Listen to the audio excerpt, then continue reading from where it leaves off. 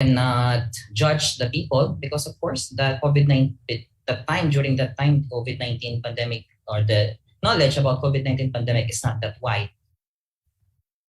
Also, of course, pay. Okay, one big factor actually in not just in the nursing profession, but if you will read literature, salary is a big part.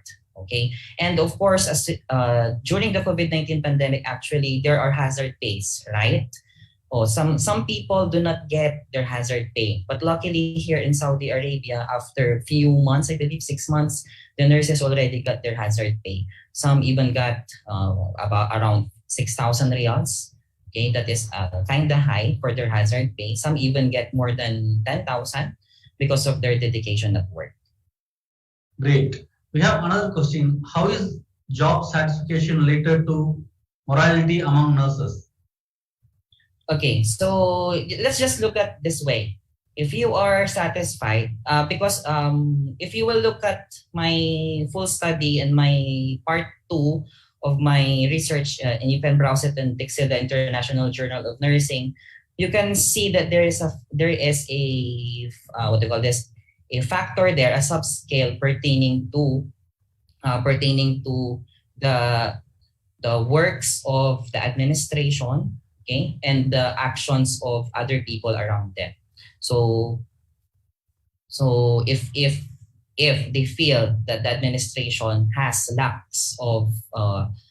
of care to the nurses and also to the patients, they are only looking at for money, for example, okay, or more on the business side rather than the caring side. So their morality is also affected. Great. Thank you, Mr. Jordan, for your wonderful presentation. Thank you also, sir. So again, if you want to browse on the on the other parts of my study, you can look at TIGN November 2021 issue. Thank you. Thank you. Thank you so much.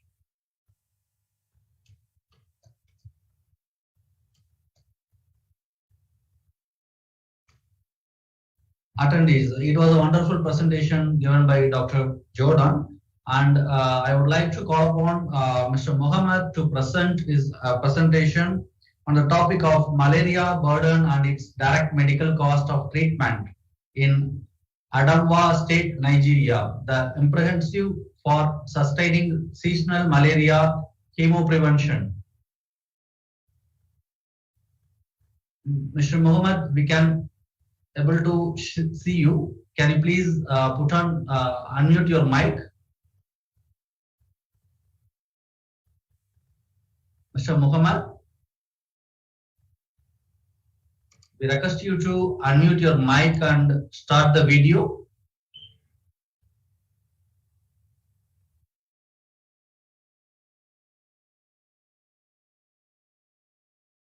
Mr. Muhammad, we can't able to hear you. Can you please unmute your mic?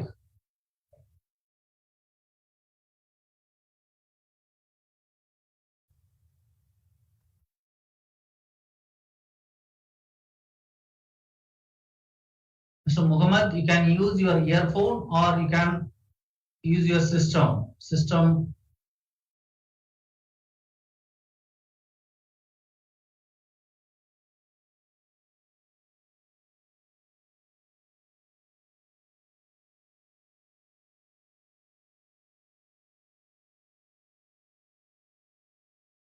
Mr. Muhammad, we unable to hear you.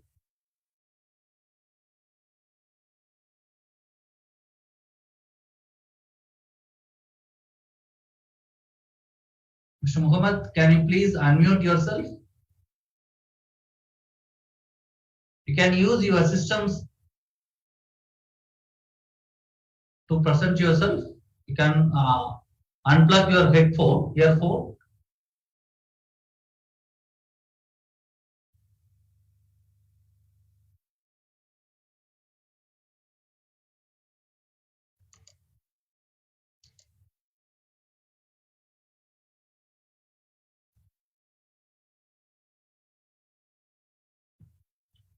Mr. Muhammad, your voice is unable to hear. Can you please unmute?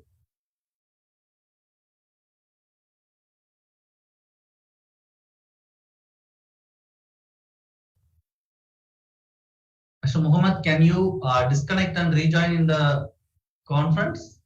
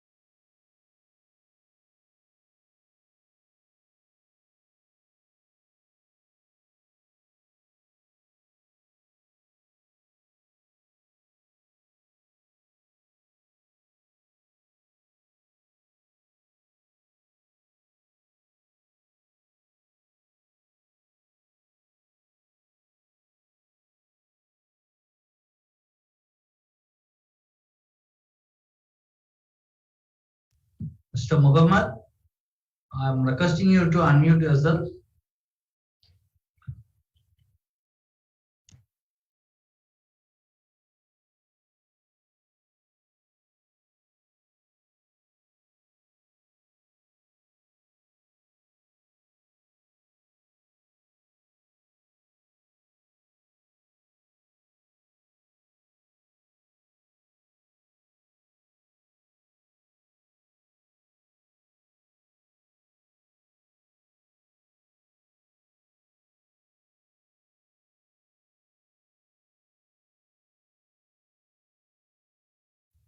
Mr. Muhammad, can you please disconnect from Zoom and rejoin? Because we are unable to hear you. Your voice is not audible.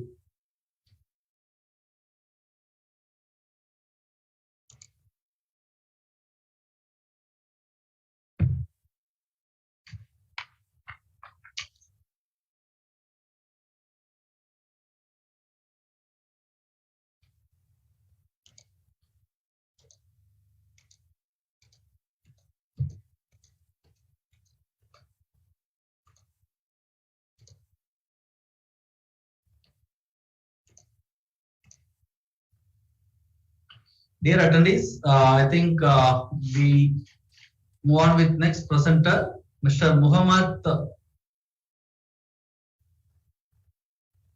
has some issues on the network. Mr. Muhammad, I'm requesting you to disconnect from Zoom. Our coordinator will help you on that. Meanwhile, we will go with other presenter, Dr. Elizabeth. Dr. Elizabeth, we are requesting you to unmute and share your screen.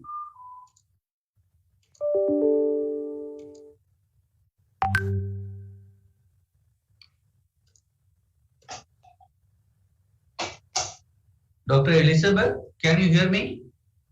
Yes, please. Can you please enable your video and share your screen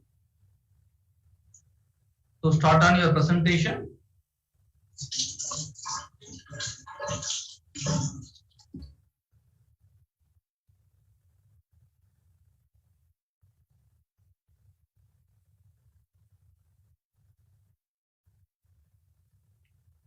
Dr. Elizabeth, can you hear me? Dear attendees, we call upon our next presenter, Dr. Elizabeth. She is going to present on the perceived quality of life among diabetic patients attending the outpatient department at a district hospital in South Africa.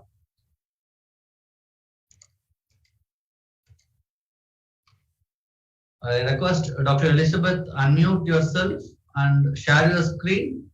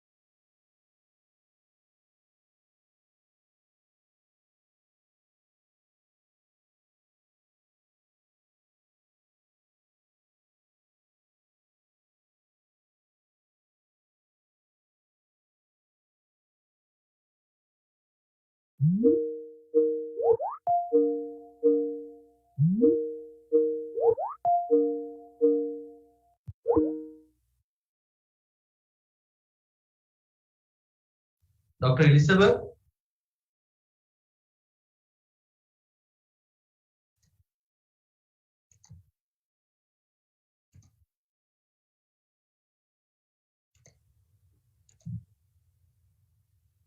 Dr. Elizabeth, can you hear us?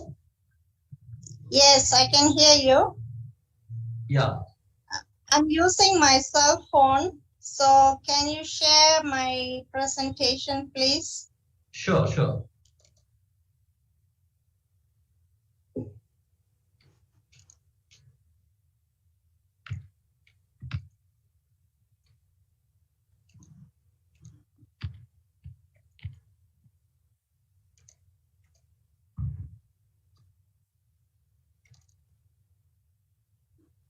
Dr. Elizabeth, can you see our presentation? Yes, I can see my presentation. Can everyone see the presentation? Can I start? Yeah, you can start. You can start with your presentation, Dr. Elizabeth. Okay, thanks. Good evening, everyone. My presentation is the perceived quality of life among diabetic patients at the district hospital in South Africa. I'm Dr. 𝐓𝐞𝐡. Summary of the presentation is introduction. What is the problem identified? The aim of the study, the methodology, the result, and conclusion.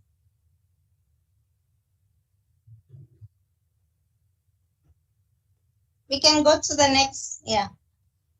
So from the literature review and the introduction, diabetes is a non-communicable disease that has become a public health challenge.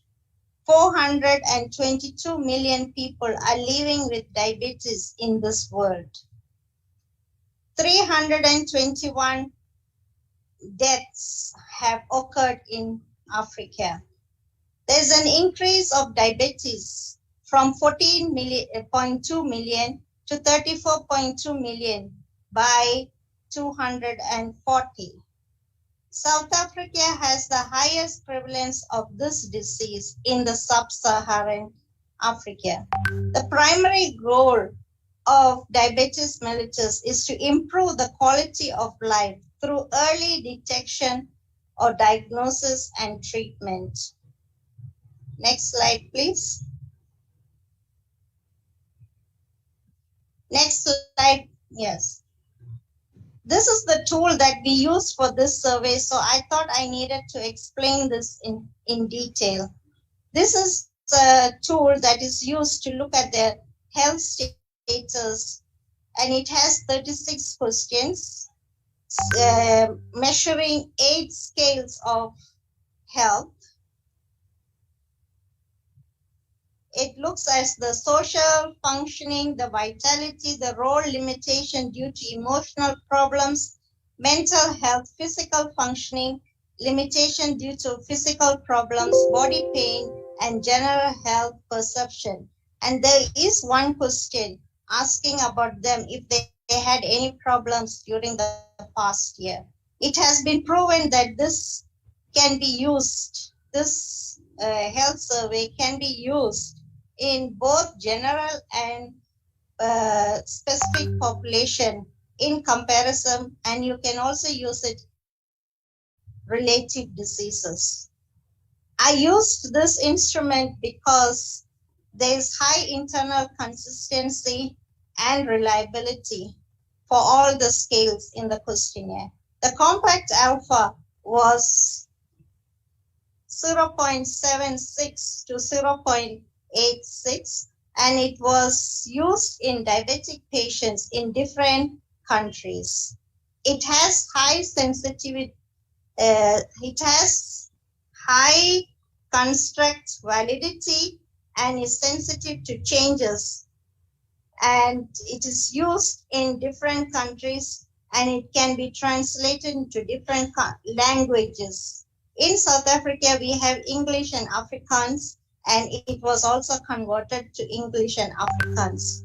So since there was no study in South Africa on using this questionnaire, we decided to use it and to find out what is going to happen. Next slide, please.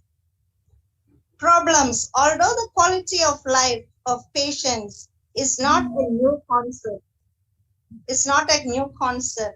there is a paucity of local information among diabetes in South Africa on health-related quality of life. American and Australian studies have shown that a mean score of quality of life was low, which is 43 and 48.6 on the physical component summary. In South Africa, a study done in Pretoria has shown that widows have significant poor quality of life than married or single respondents, and the p-value was less than 0.01. The married and divorced subjects have significant worse quality of life when compared to their single compartments. That was also shown in UK. Next slide, please. The aim of the study was to assess the influence of social demographic factors with the perceived quality of life among diabetes attending an outpatient department in a district hospital in Gauteng province, South Africa. Next slide, please. Methodology. A cross-sectional study was undertaken on 270 diabetic patients over a period of 3 months in a public district hospital in 2016. There is a figure that is showing we approached 307 people, 17 declined, 290 people were ready and willing to participate, but 20 people were excluded, so we had 270. The exclusion was diabetes in pregnancy, too ill to participate, or they participated in a pilot study, or their duration of diabetes was less than 1 year. A researcher-administered questionnaire using a modified version of the short form 36 tool was used to collect the data. Data was analyzed using descriptive stats and logistic regression. Ethical grant was granted from Witwatersrand University, and I've put the number there. Next slide, please. Next slide, please.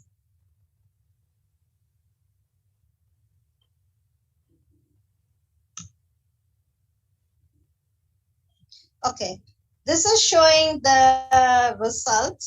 You can see that this figure is showing high quality and low quality in each component. The mental health component is the first one that you can see on top, and then it's physical component summary. So those are summarizing the individual ones, which you can see on the other side. You can see that physical functioning and social functioning had high quality, and which increased the physical component summary. Next slide, please.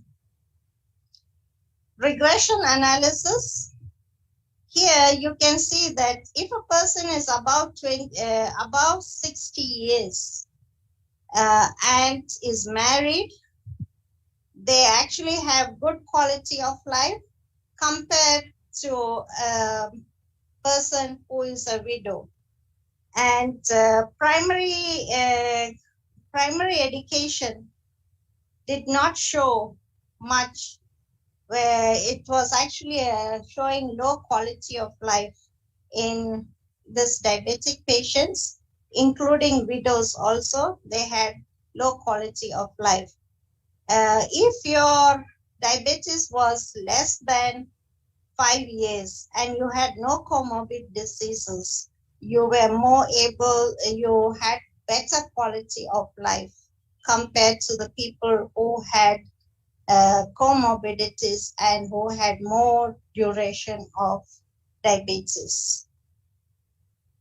Next slide, please.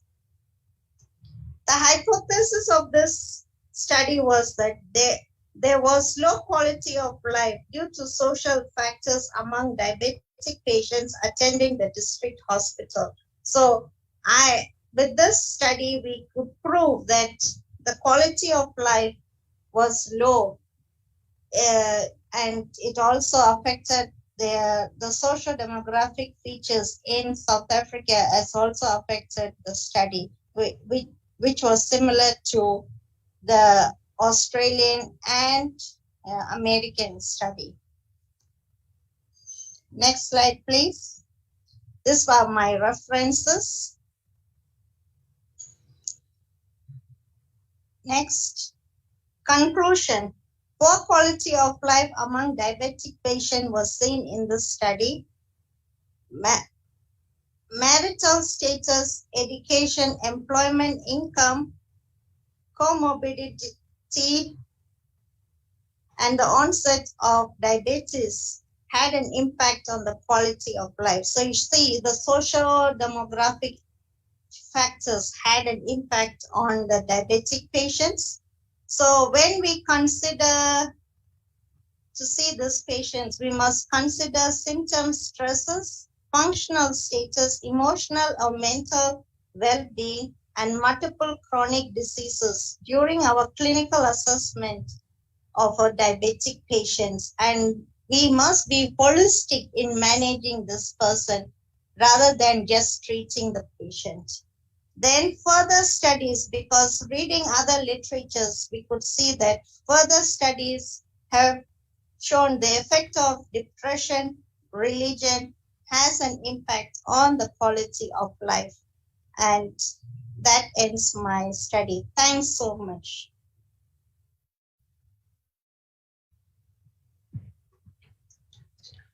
Thank you, Ms. Elizabeth. That was a great presentation. Thanks. Sorry for the inconvenience because I could not connect with my laptop and I had to ask you to share. That's okay. That's okay. Now I request the participant to raise the questions to Ms. Elizabeth so she can answer. You can raise it either in the Q&A session or in the chat box.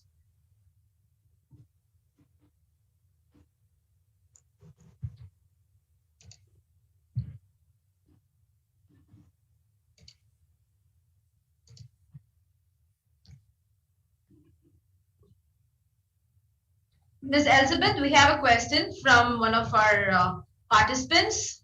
The question is, why is that diabetic disease prevalence is the highest in South Africa when compared to other South African regions?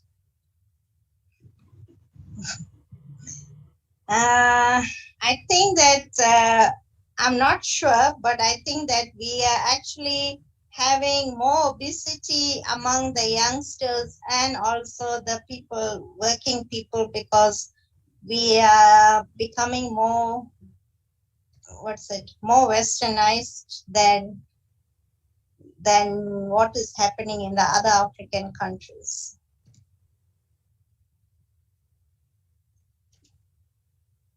Thank you.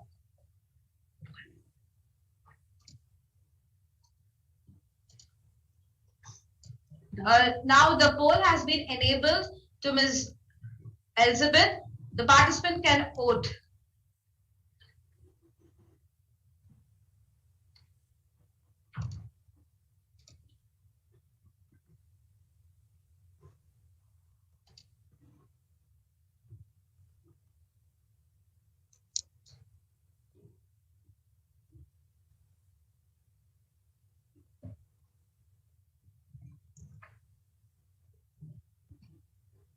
The participants can raise the questions.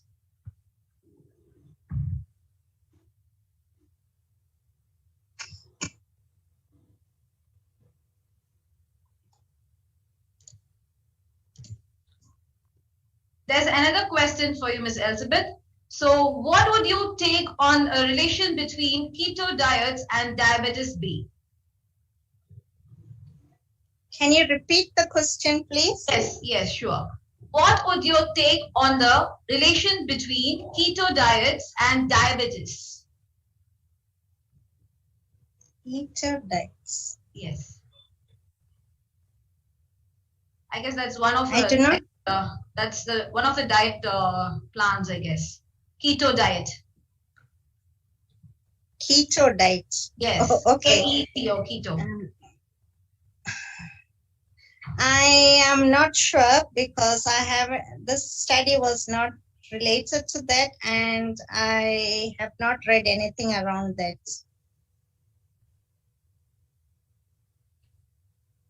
Thank you. Any other questions, participants? Yes. So another question is, what diet is best for diabetic patients? A balanced diet is better for diabetic patients. You should have more vegetables. It's like a plate where you have starch, a quarter of a starch, then vegetables, and also you should also have fruits along with it. It's not only about diet. Diet is not the only reason that you get diabetes. You also need to exercise, have a better modified lifestyle, because nowadays most of us are stressed and working under stress. So we need to find time to have exercise to reduce our stress level, because if you have more stress, it can increase your chances to become diabetic.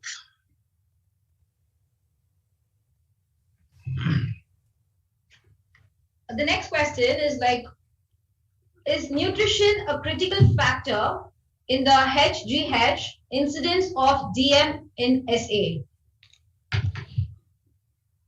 Nutrition, clinical. Okay, remember, nutrition is also a factor because my patient is a poorer community and they have less than $50 or less than $50 earnings per month. So they are not able to afford a balanced diet. So they actually eat more starch than what is required for a diabetic patient. So nutrition is very important in a diabetic patient.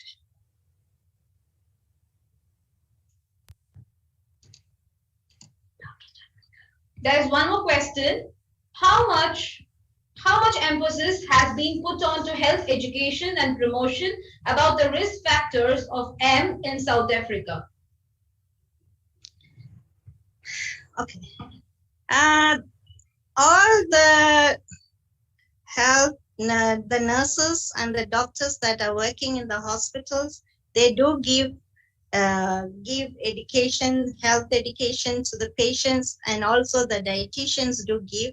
Nowadays, we have community health workers, which is equal to the Anganwadi workers in India, that they go into the streets and houses and also teach them on diabetes.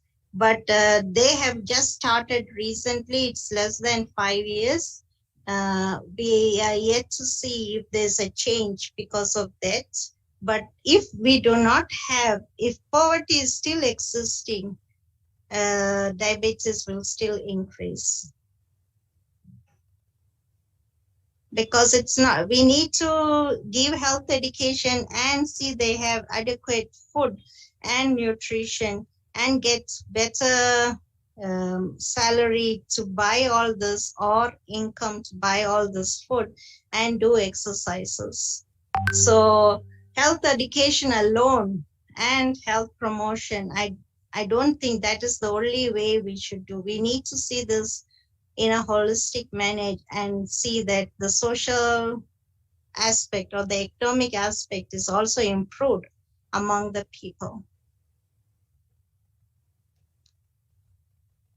Thank you so much, Ms. Elizabeth. That was a wonderful presentation.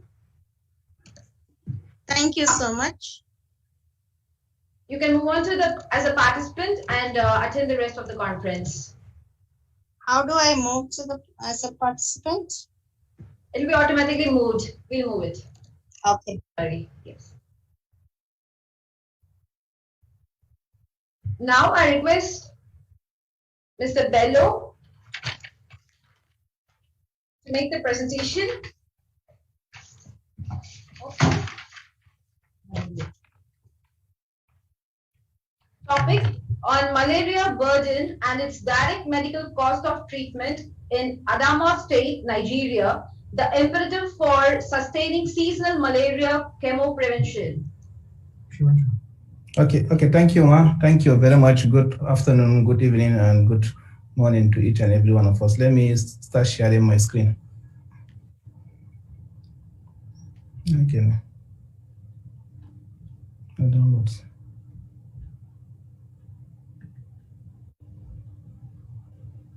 Everything icon down, share screen option. Okay. Zoom. Okay. Ma. Yes, I've clicked that. Yes, it will be directed to your presentation screen.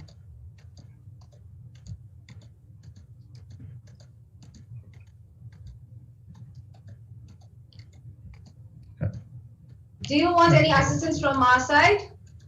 Yes, ma'am. Do you want us to present it? Yes, ma'am.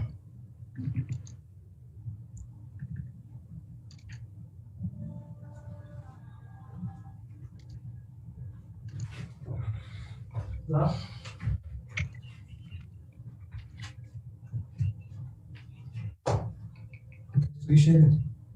So you share it. Go ahead. We are sharing it for you from my end. Okay, ma'am. Waiting for that. Thank you. Yeah, now we are good to go. Okay, thank you, Mark. Good afternoon, good evening here in Nigeria. Just like you can see, my name is Mohammed Bello Haman with registration number 34471, a PhD candidate from Texila American University, presenting on this topic, malaria burden and its direct medical cost of treatment in Adamawa State, Nigeria. The imperative for sustaining seasonal malaria chemo prevention. Next slide, please. Next slide. Oh my God. Hello. As a way of background, an estimated of 241 million cases of malaria is seen globally with 627,000 of deaths due to malaria worldwide, and 95% cases and 96% deaths were recorded in Africa, with 80% affecting under 5 children in the year 2020. And Nigeria is seen to have the highest number of global burden of malaria cases, with 27% in 2019, and accounted for the highest number of deaths, 23% of the global malaria deaths. Adamawa State is not an exception. Adamawa State has recorded 158,283, that is equivalent to 19.3% of under 5 in the year 2021. Next slide. The problem, as we are all aware that COVID-19 pandemic has been ravaging the entire world, and this has led to the high cost of direct medical treatment for malaria, which is pushing vulnerable population of Adamawa State into poverty.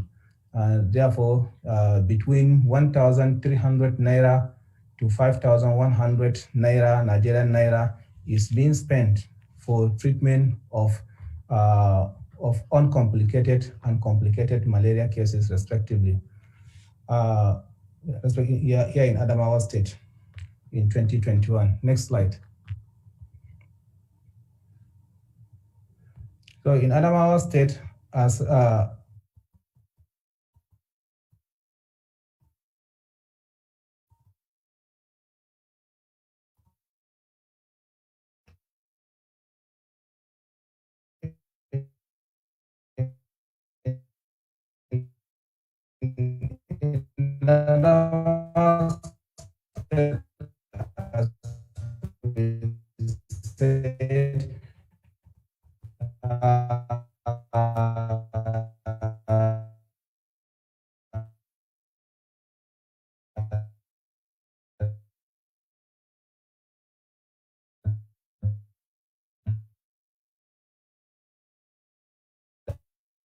that approximately 5 was direct medical seasonal malaria chemo.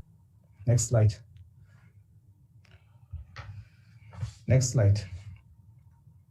So the methodology used for this study is retrospective, and the previous slide, please.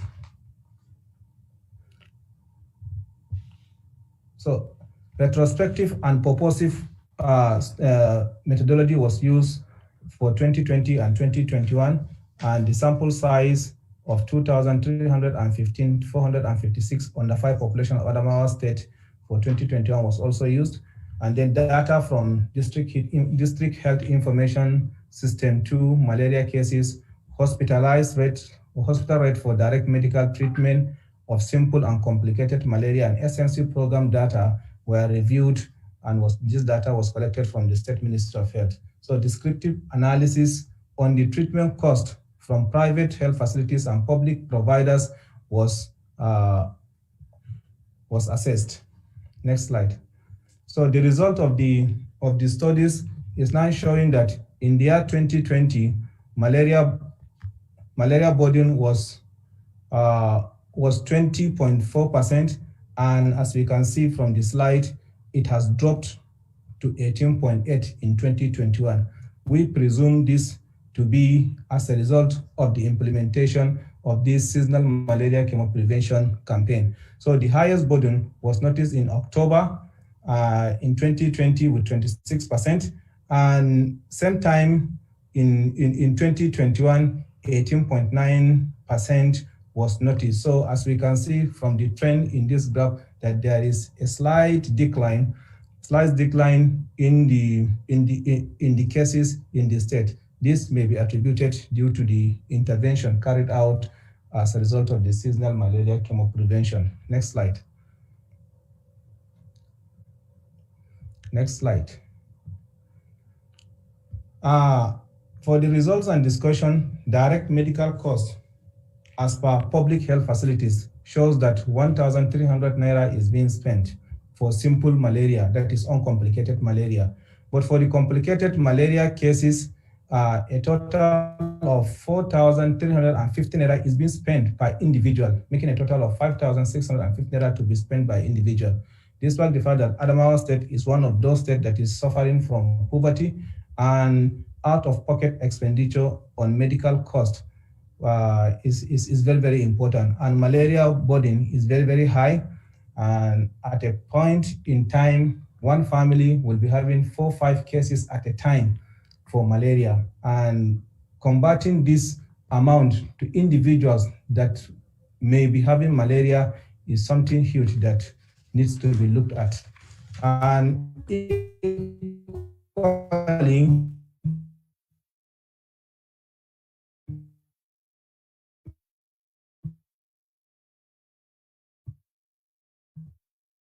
for the private healthcare facility area, an individual may likely spend up to 50, so making a total of 17,415 naira. Next slide.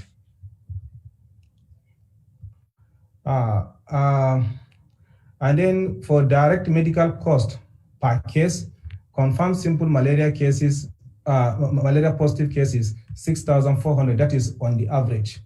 So what we presented in the previous slide is per individual in terms of public and private health facilities. But this slide is showing an average expenditure of either if an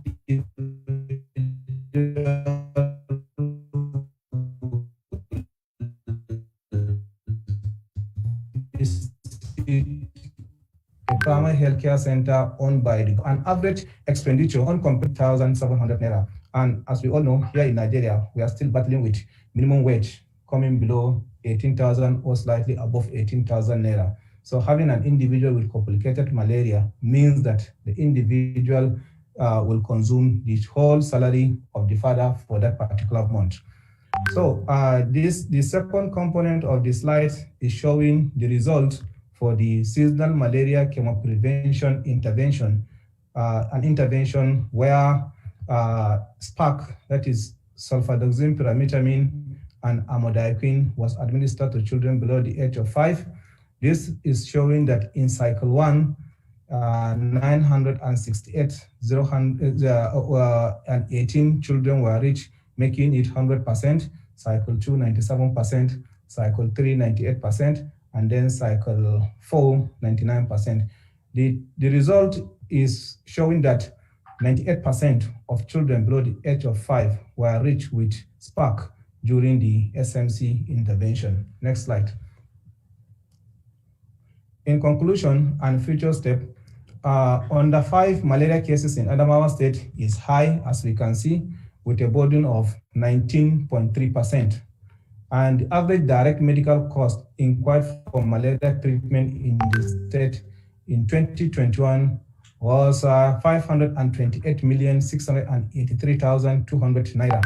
So seasonal malaria chemoprevention has reached 98% of under 5 children in Adamawa State. So implementation of the SMC campaign is very, very imperative towards reducing malaria cases and its direct medical costs. Therefore, we can conclude that seasonal malaria chemoprevention is potential in increasing savings of the population of Adamawa State. Next slide. Thank you for your audience. Sorry for the mixed up. I had a very poor connection then. I have switched to another network. Thank you very much. Thank you for the wonderful presentation, Ms. Bello. Now I request the participants to raise the questions to Mr. Bello. The polling session has been opened for Mr. Bello. You can vote for Mr. Bello. We have a question for you, Mr. Bello. What is the difference? What is the difference between complicated and simple malaria in terms of treatment in Nigeria? Well, thank you for this question. Complicated malaria is also known as severe malaria. It's a malaria case where a child or an individual will be having, in addition to fever, headache, weakness of the body, vomiting, the individual will be having convulsion, and there may be difficulty in feeding. Lethargy is also seen in those individuals. So these are the symptoms of complicated or severe malaria. Thank you, Mr. Bello. There's one more question for you. is there any policy in a place for free treatment to underlives? Yes, in Nigeria, there is policy for malaria supported by Global Fund to treat malaria, to make malaria treatment free of charge. But as we all know, this policy is on ground, and we normally observe shortage of commodities, and the commodities are not every commodity that is being provided. Normally, it's only ACTs that is being provided. So an ACT cannot treat complicated malaria. Thank you, Mr. Bello. There's one more question. Please describe the methodology and sample size used in the study. The methodology used for this study is prospective and purposive methodology. We just use the simple method to see the outcome of the SMC and then compare it vis-a-vis malaria burden in the state, looking at 2020 when the campaign has not taken place, comparing with 2021 when the campaign has fully taken place, to see if definitely there is saving by the households or individuals in Adamawa State. Thank you so much. So there's one more question for you. Does community-based health insurance cover malaria cases in Adamawa State, Nigeria? Yes, of course, health insurance scheme covers malaria treatment, but the health insurance scheme in Adamawa State is at the pilot state. It's not fully taking place to be able to cover the burden for malaria. Thank you so much, Mr. Bello. I request you to put on the email ID on the chat box so that the participants can clarify their doubts personally to you. Okay, thank you, ma'am. Thank you so much. Thank you. Now, we go with the next participant, Mr. John Musinda, under clinical research. The topic would be patient satisfaction with non-pharmacological pain management during labor in an obstetric midwife unit of Peri-Urban Health District, South Africa. Yeah, good afternoon, and thank you very much. Let me see if I can share my slide.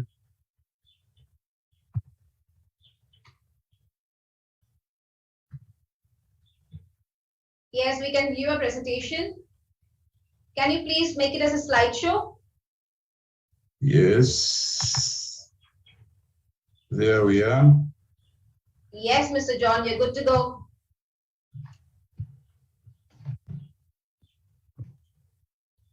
Just a minute. Yeah, my name is John Musonda. I'm a family medicine physician. I'm not supposed to be doing this yet.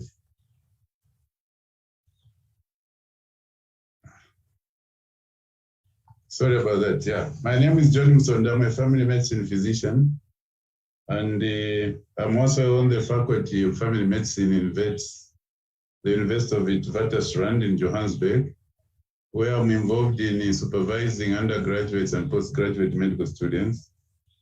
I'm also a hospital administrator. I'm very much involved as clinical director in several hospitals in my area, as well as I'm finalizing my PhD with Texila. So the study I'm discussing is one where I've a co-author who did much of the data collection and while I supervised the study.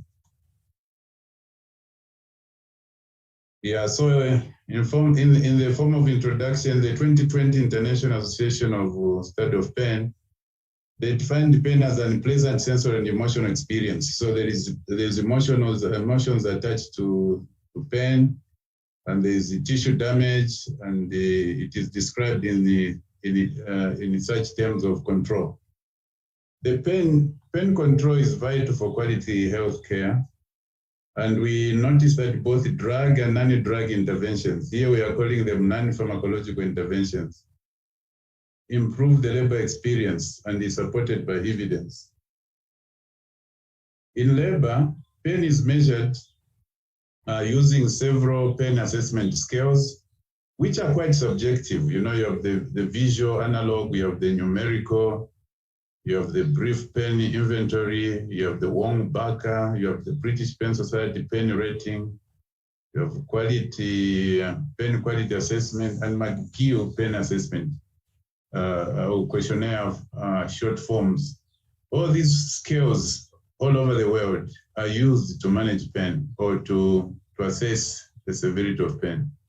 You find that the British here are represented, the Canadians represented, and the other parts of the world. So we all use one or the other form of pain control or pain assessment using this. So then we evaluated patient satisfaction. We wanted to see our own satisfaction in terms of the non-pharmacological pain treatment options, which they experienced in labor in a midwife obstetric unit at community health center in a peri-urban South Africa. What a midwife obstetric unit does is that it runs 24 hours and has got full-time midwives, not necessarily supported by the doctors because they are much more experienced and they manage these cases on their own. And they are really at the level of the community in that they are not a district hospital, they are below a district hospital and they are placed in the community. And in this case, we looked at the center which is within in the eastern part of Johannesburg, which is actually a peri-urban area. So the aim was to assess patient satisfaction with the labor pain management treatment options in the unit, as I said. We described the objectives were to describe the social demographic severity of pain experience, proportion of those satisfied patients, and also to determine associations between social demographics and the patient satisfaction. So this is really a study around quality of care that we give. So we then asked you, what were the patient's non-pharmacological treatment options regarding coping and managing of labor pains? And what was the pain relief of those options? Then we also wanted to know what proportion of women were satisfied with the non-pharmacological treatment options. We hypothesized that women coped and managed birthing pains well, despite lack of anesthesia and analgesia by practicing non-pharmacological treatment options. This was a descriptive cross-sectional study conducted June 27 to March 2019 and reviewed 311 women. We used the patient satisfaction and American Pain Society pain outcome questionnaires, which we adapted in order to collect this data. The mean age was 26.9 years, and 90% were Black, and in that area there is a predominance of a language called isiZulu, so they were actually isiZulu speakers, and with 2 children and some secondary education. Moderate pain was experienced in 49.9% of participants. Effective pain relief was demonstrated in 53.9%, while satisfaction was 56.3%. The only statistical significant predictor of dissatisfaction was number of live births, which had the p-value of 0.003. 1 live birth compared to 4 live births were more likely to be dissatisfied. Odds ratio 11.5 at 95% confidence interval. The findings then did suggest and they confirmed that non-pharmacological interventions were effective in managing labor pain at community level. Now, what we want to see is, so then why did we do all this? What was the problem? South Africa provides free medical services to all pregnant women at primary care levels at hospitals to ensure access of all pregnant women for self-delivery. The issues of maternal mortalities across Africa, which are not improving, they're becoming worse. So not only that, we should now be looking at what quality do we offer, to our mothers. And pain control is one of such things. The use of anesthesia was not common it was not commonly practiced at the center, which we in our area and the community. And we hardly ever offered that. This is despite the South African maternal guidelines, which actually the 2020 version is the latest, spells out that when women are in labor, and unless they are contraindicated, they should be given some analgesics. But in this case, we never saw that happening, and that prompted us to look into the extent of the problem. It seemed that there existed other problems with regards to pain relief in labor at this center. More research then we thought was needed at this stage, and there was no genuine reason why analgesics could not be given, because it was not a problem of availability. Drugs are available, and we just don't understand why these painkillers were not given. Judging by the excruciating pain experienced by mothers or these women when in labor, it was assumed that either the patients themselves had forgotten to ask for the analgesia, or they did not know about it, because it was quite surprising that they should go through that pain visibly, yet all these things were available. So the side map there shows where South Africa is in relation to the rest of the world. Is at the tip of Africa there, and yeah, that's where we are. And then what methods did we employ? As mentioned in the summaries, descriptive cross-sectional study between that period. Women who had normal vaginal delivery at Polapai Community Health Center. This is a community health center which delivers over 2,000 mothers a month, as long as they don't have complications, they are normal vaginal deliveries, they're delivered at that center. It is supported by a regional hospital and a district hospital in the area, but it's within the community. And these mothers were reviewed 3 days after they delivered, because we wanted them to have settled down, and they were conveniently then sampled to about 311 on the first come, first serve kind of service. The number was determined using the Rausoft formula, 95 confidence interval, margin of error 5%, and 50% response rate. We worked out the needed number to 311. Pain satisfaction and American Pain Society pain outcome questionnaires were adapted and administered by the researcher. We also reviewed the delivery notes to just ensure and make sure that this penny was not given. Yeah, and then data analysis was achieved through SAS Institute, the US one, release 9.4. We used the 4-point Likert scale to categorize those who were satisfied and not satisfied. And we obtained the ethical considerations. In South Africa, you cannot do any research without ethical consideration from the National Health Research Database, where you register, and that was our number. GP stands for Gauteng Province, 2017-11-002.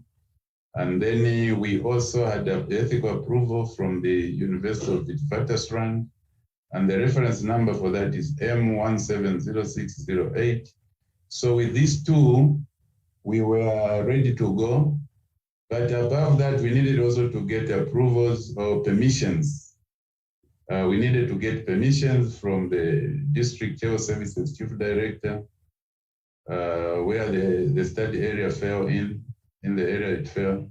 And then we also had to get another permission at the facility manager, at the facility itself. So this is how we achieved our ethical issues. Not only that, we obviously had to obtain consents. We had to give them study information, leaflets. We had to ensure that we had trained people could help us with some translations and reading to mothers because their levels of education were different. We also involved the nursing on the facility that they understand that they started going. They could help us with the channeling these mothers when they presented on the third day for review. Yeah, so then the mean age, as said earlier, was 26.9 years. 90% were indigenous isiZulu speakers with 2 children and some secondary education.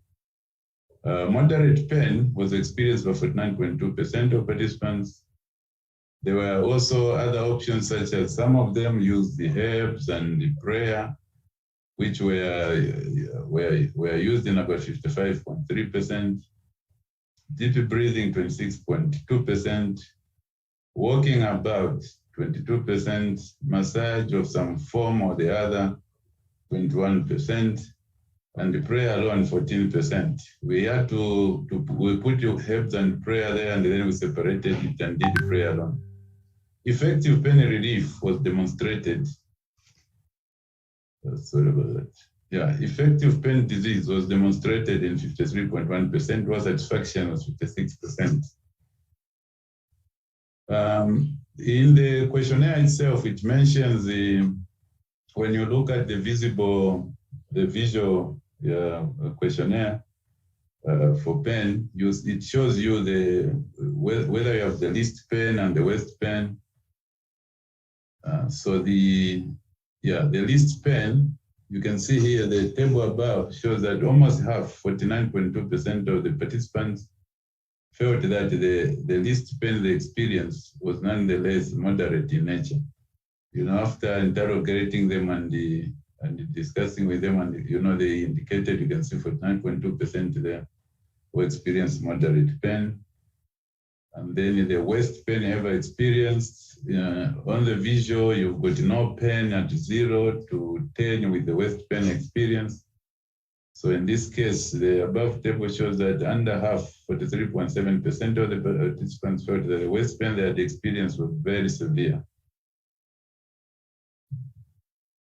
And then when you look at other options of non-pharmacological options, you have deep breathing and the walking, massage, prayer, eat, listen to music, relaxation, distraction, code pack, imagery and visualization, and the total number of times mentioned.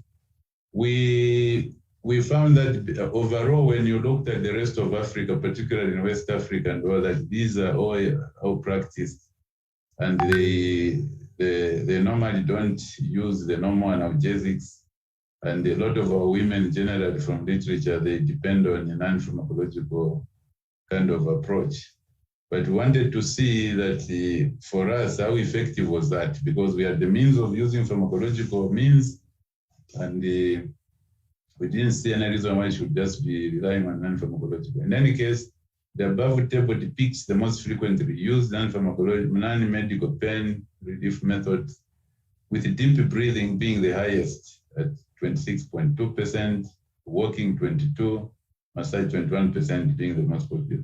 So the walking about, deep breathing and walking about, normally quite common with midwives. They actually help the mothers to do this and help them to walk about as long as they are quite early and all that.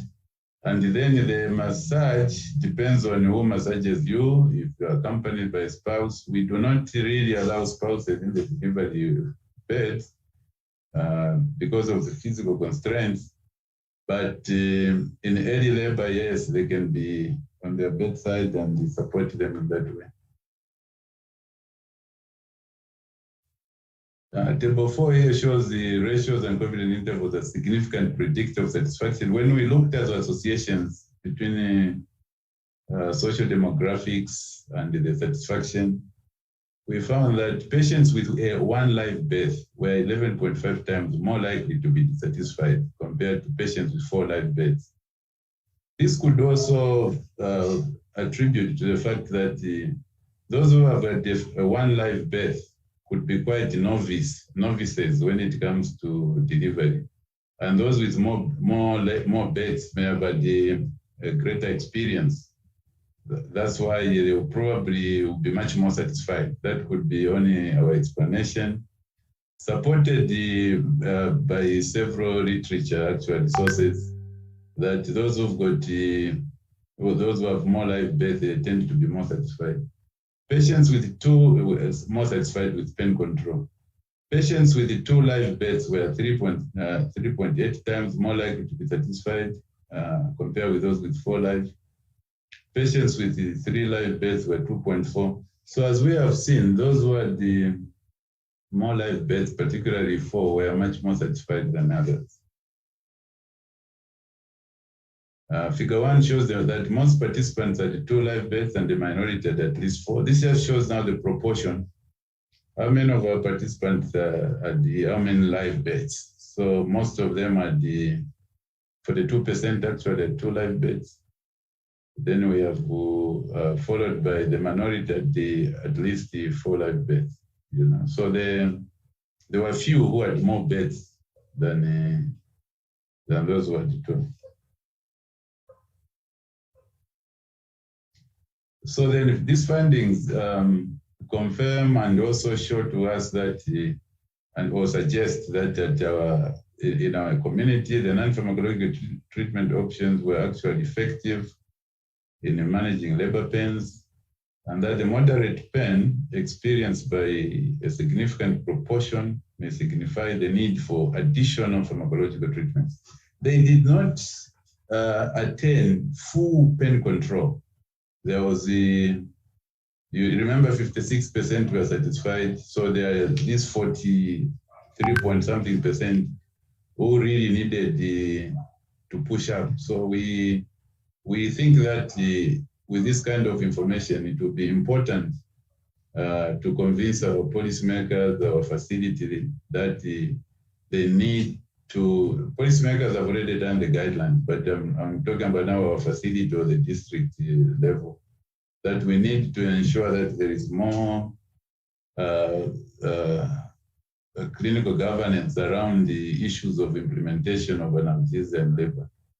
So the association between low parity and satisfaction warrants further research. We know that the general picture that those who have 1 live birth or low parity tend not to be satisfied. Their pain seems to be like out of this world.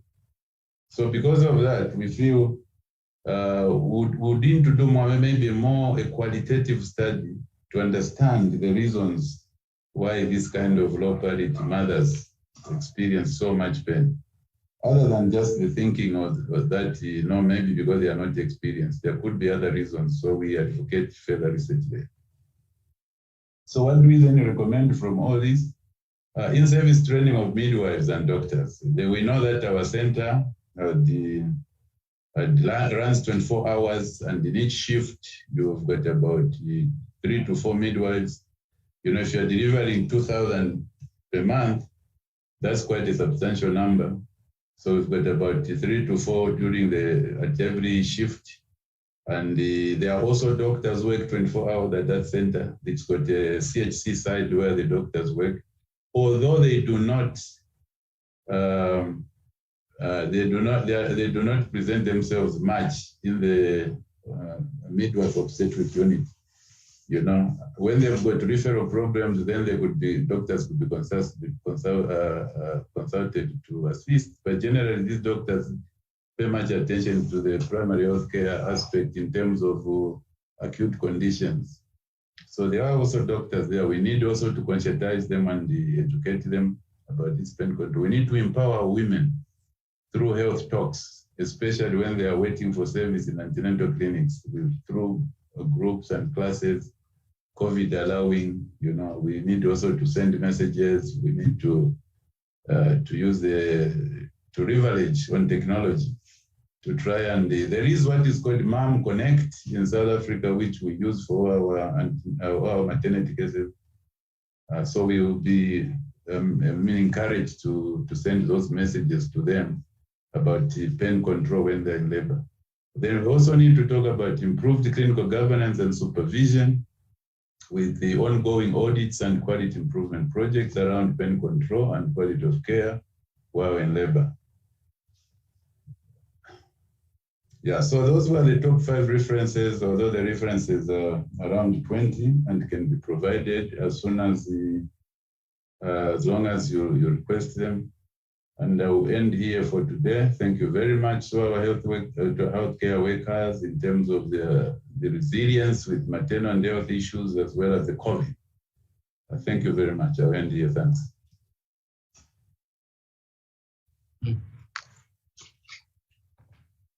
Thank you, Mr. John. It was an awesome presentation. I will request the participants to raise the questions in the QA session or in the chat box. And we have also enabled the poll for voting. So you can also vote for Mr. John. We have a question for you, Mr. John. What are some of the examples of these non-paramological inventions? Yeah, sorry. I think I did show in my slide that examples are many. One of I was giving examples of deep breathing. Non-pharmacological means you are not using drugs, you are not using medication to control pain. It means that you are using other options. So some of those options are options like deep breathing, which midwives tend to tell our mothers to do. They take deep breaths when the pain, the contraction comes. So deep breathing is one of them. Walking about. Instead of sitting still and experiencing all the pain, you walk around so that you sort of, you are distracted. Evidence all over the world has shown that that tends to assist with pain. Immediately you are in one place, not moving, the contractions become so severe. We also have massage. You know, you can have your significant other to massage you. You know, can massage you on the back, you can massage you on the tummy itself. You know, as long as it's early in labor, obviously, then you can do that. There are also other forms. We spoke about prayers, that quite a number of our mothers go into prayer.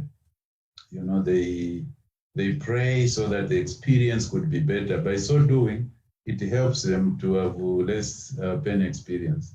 We also saw in the presentation that some use herbs. You know, herbs. Herbs is one of, especially in across Africa, we use a lot of herbs, and that is what some of them use.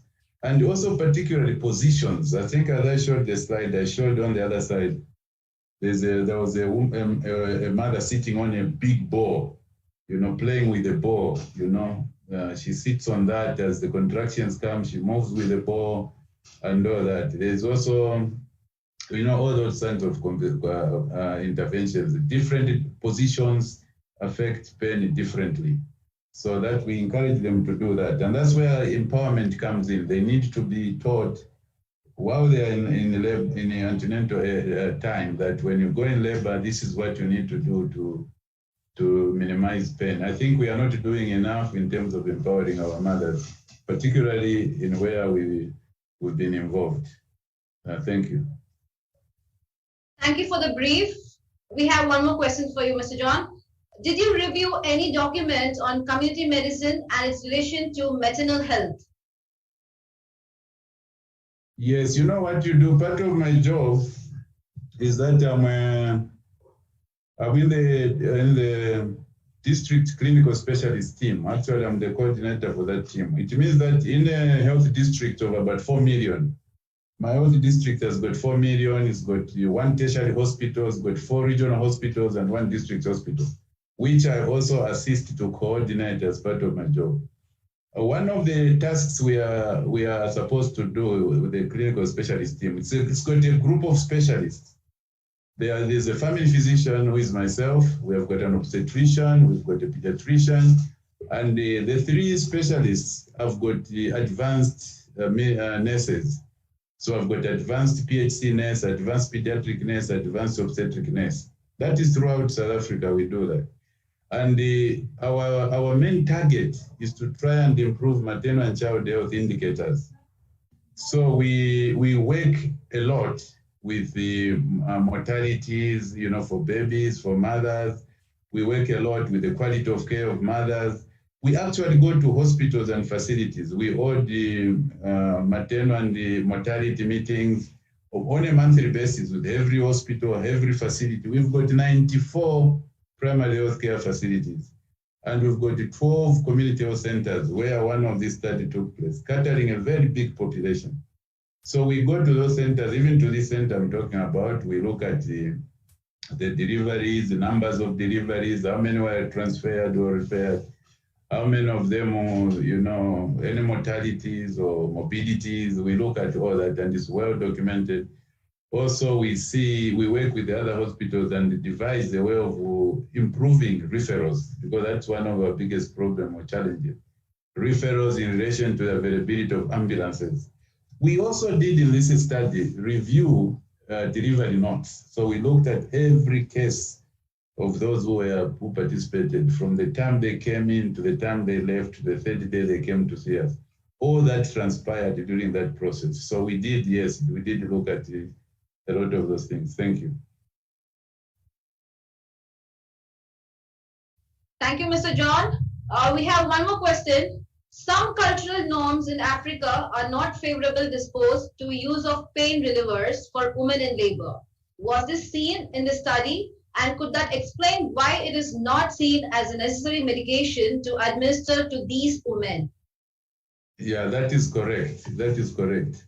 In some cultures, we noticed from literature that in some cultures, they want to experience the pain. It's a deliberate move to experience the pain. But we are moving towards the individual liberalism, where people's rights are very important and the quality of care is important. We know that in some cultures, women feel, particularly we saw that in the Black cultures actually, women feel that if they experience the pain, then it's more deserving, But it shouldn't be like that. That's why we need to empower our women, that it's not a punishment. To have a baby is a sweet thing, should not be a punishment. We know that it's very difficult to change culture. And we know that culture, runs deep.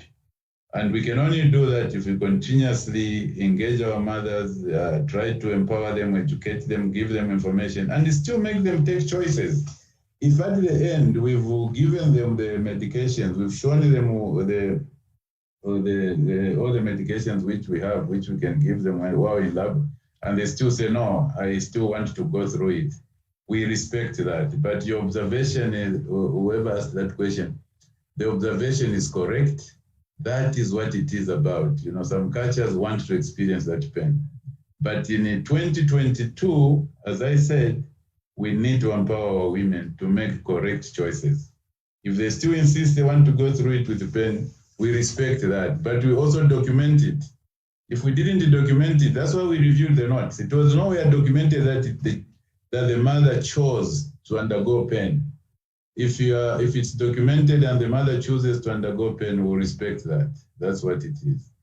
We put the patient at the center of our practice, and as long as we give them information and choices, they can ultimately choose what they want to do. And that is the quality we are talking about. Thank you. Thank you so much, Mr. John. There's one more question from Ms. Rebecca. So is there any advantage to the mother and the baby if a C-section is done before onset of a labor pains? Yeah, that's quite a very separate question. I've spent 17 years working in a rural district hospital before I moved to this urban area. And yes, if mothers while they're in antenatal, they choose to say they want to undergo a cesarean section for whatever reason. It could be that they don't want to experience pain. It's happening a lot in private practice, happening a lot, especially with educated mothers. They want to choose the date to be convenient to them when they actually deliver. They want to choose the date, they've planned their leave, especially the working mothers. So they can elect to have that cesarean section, depending on capacity. In public sector, we do, in some of my regional hospitals, we do cesareans, 1,000 cesarean sections. You can do about 1,000 cesarean sections in a month. And how many staff do you have? Maybe 3 or 4, maybe, yeah. So that is actually the whole district. Yeah, we do about 1,000, which means one can do maybe 200, 400, and that is like 40% of their deliveries. So cesarean sections are being done, but the capacity is not always there. So if they don't want to go through pain and they elect to do anesthesia, who support that if capacity allows. But some others, yes, so they would go that route. Remember, a cesarean section is expensive.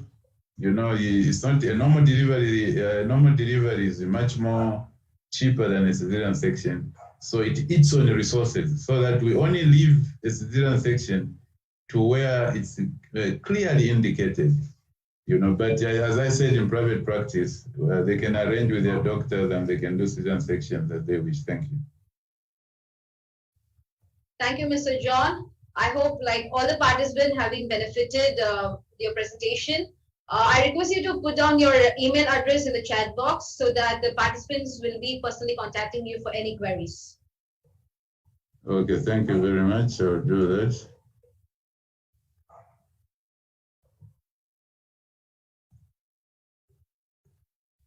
As we're running out of time, there are a few more questions from the participants. I hope you could answer that personally to them with the email. Okay, thank you. Thank you so much, Mr. John. Thank you.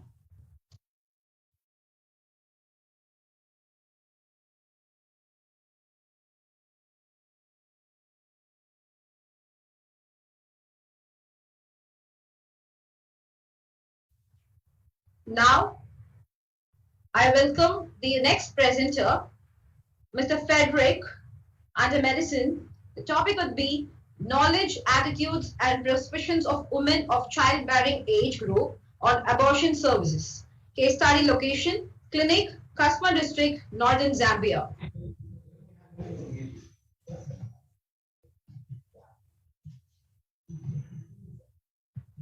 Yeah, good evening, good afternoon. I'm Dr. Frederick Mwila. I'm a physician, I'm a general physician. Yeah, so my topic is on the knowledge, attitude, and perception. Sorry, hello? Yes. So can you please just put on the slideshow? Yes, Mr. Frederick, you're perfect to go. Yes, so I welcome you to my presentation. Like I mentioned, the topic is on the knowledge, attitude, perception of women of childbearing age group on abortion services. The case study was done at Location Clinic and Northern Province, Zambia. So this is my presentation outline. Briefly, abortion is a deliberate termination of pregnancy, that is before 28 weeks of gestation. That is according to the, but in other settings, we find that they will talk about the below 22 weeks. But in our setting at Zambia, we're talking about 28 weeks. Then according to the author, abortion is directly correlated with the poverty, social inequities, and the constant methodological denial of women's rights. It has to do with actually with the women's rights.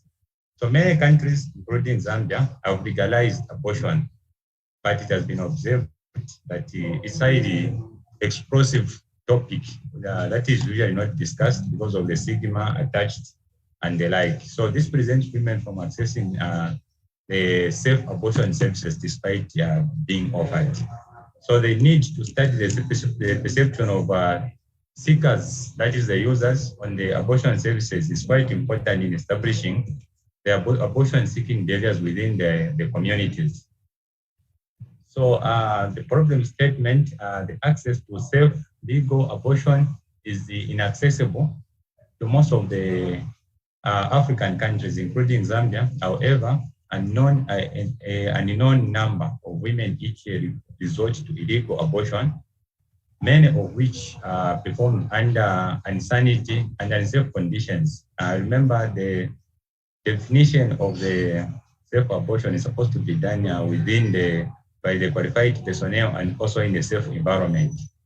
So it is estimated that about 40 million abortions occur in the world annually, half of which are unsafe and are contributing to the 30% of the global maternal death.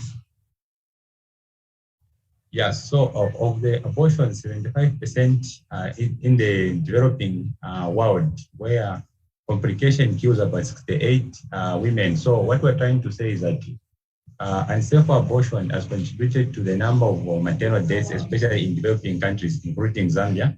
So abortion remains a major public health problem globally.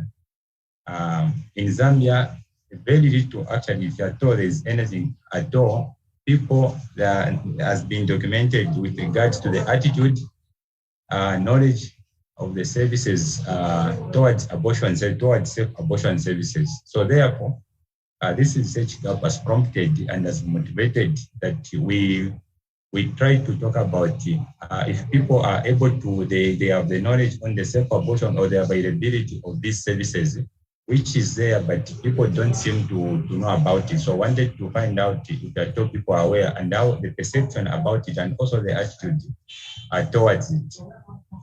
So the objective, the general objective, of course, is just about the knowledge, attitude, perception of women.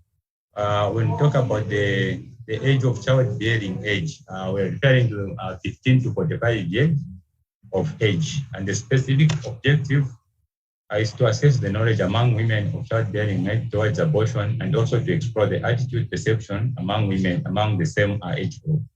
So this is a research question where we wanted to ask and find out through our research, what is the knowledge among women?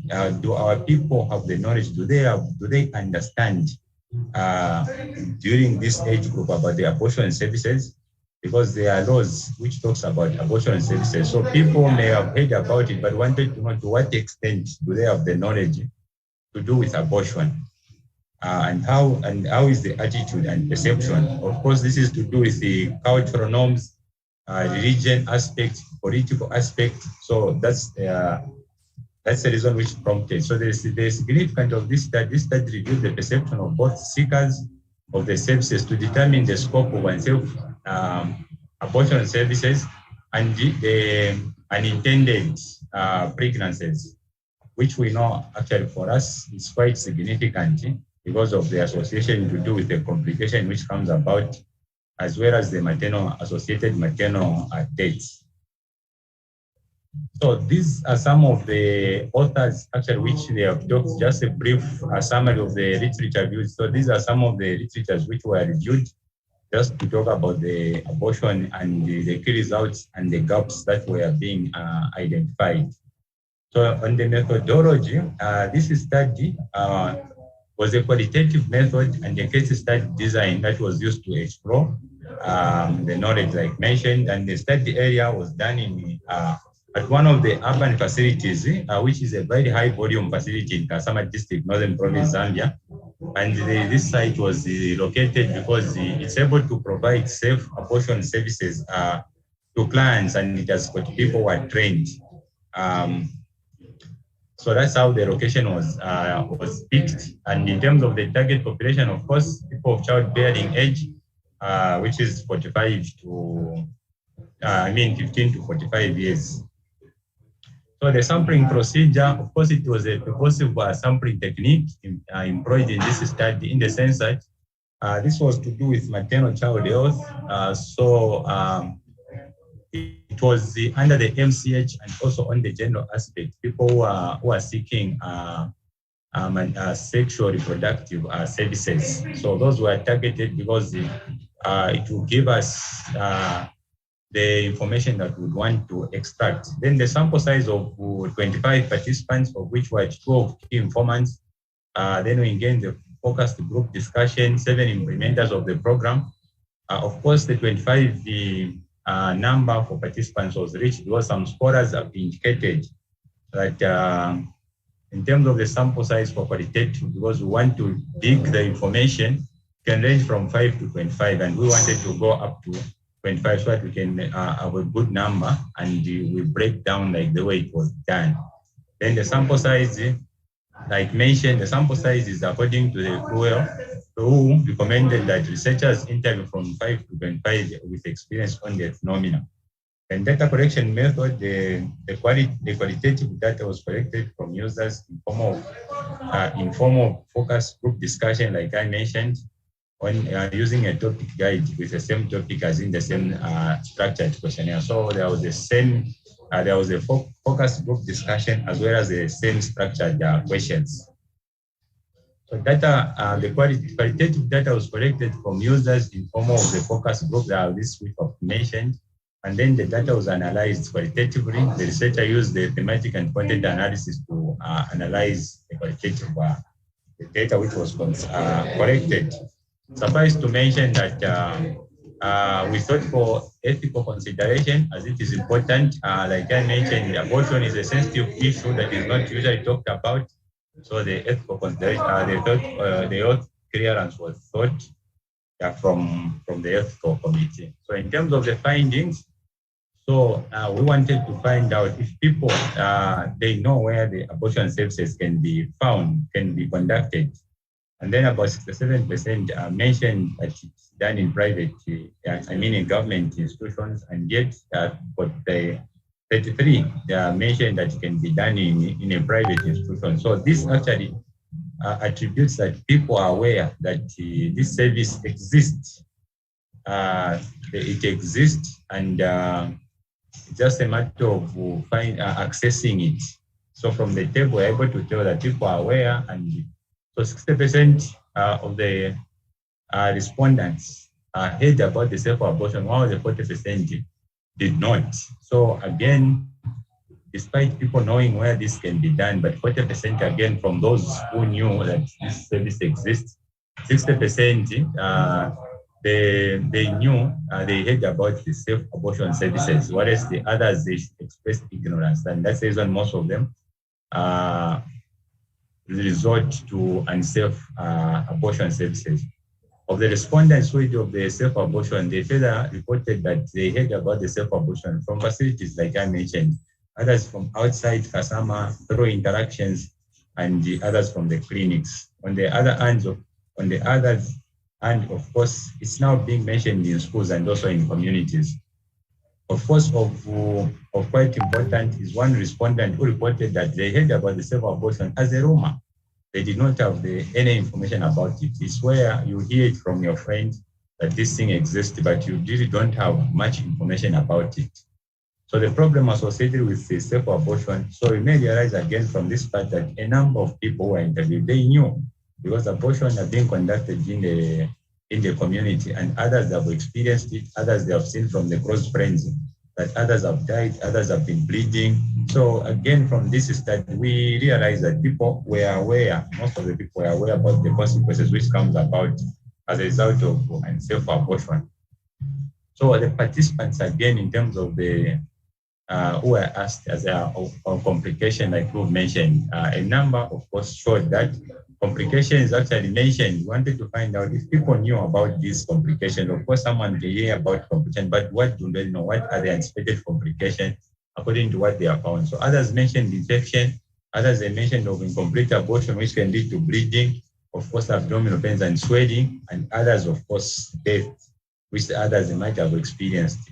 Of course, during within the participants, there was a midwife who further added that others, now this is on the medical aspect where this person was able to add more information based on their knowledge base, that is a risk of vaginal fistula, infertility, amenorrhea, and other things. Because this is a person actually who was learned and is an expert in the area. So the participants reported that abortion was a major problem in the community, consistently mentioned that it was one of the main reasons of resolving the issue of unplanned pregnancy. Why a few abortion seekers use various forms of local orthodox method medication to attempt self-procurement of abortion.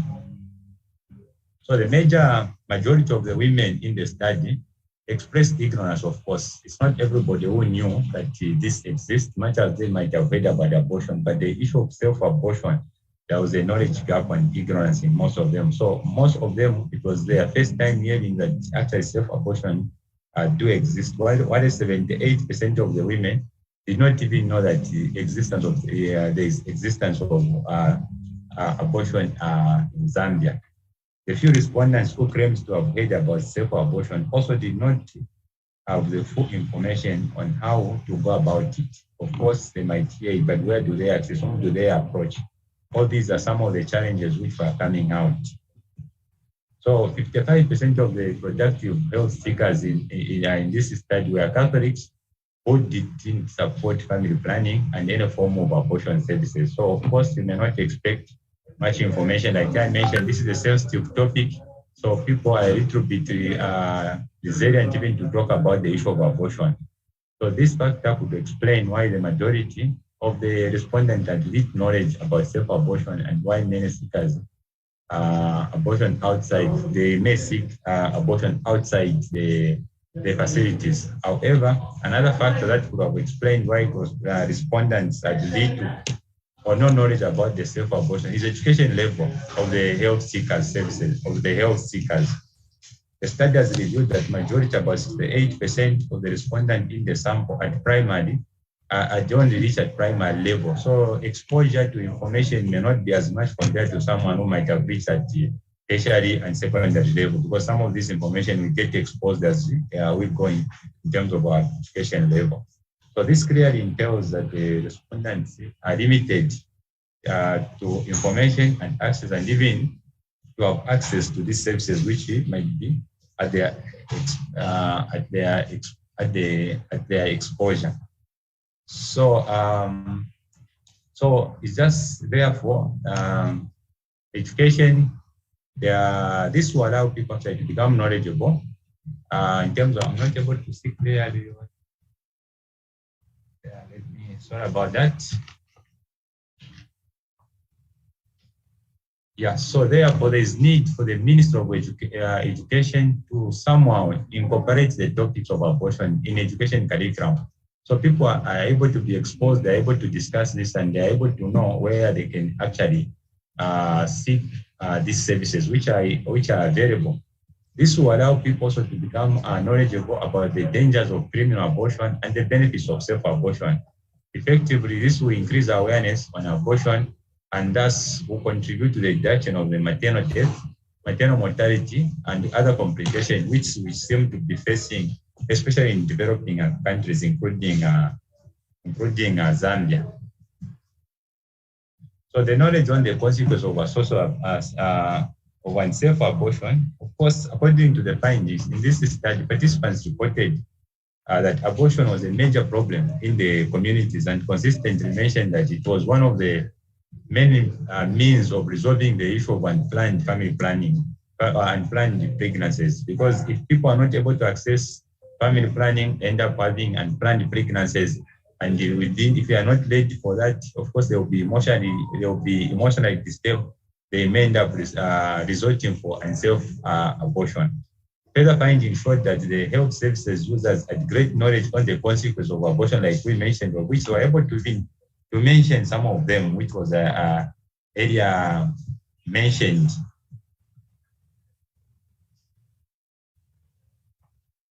However, despite the dangers associated with unsafe abortion, most women are still using this method as a way of getting rid of the unwanted pregnancies. Of course, this could be attributed partly to nanny.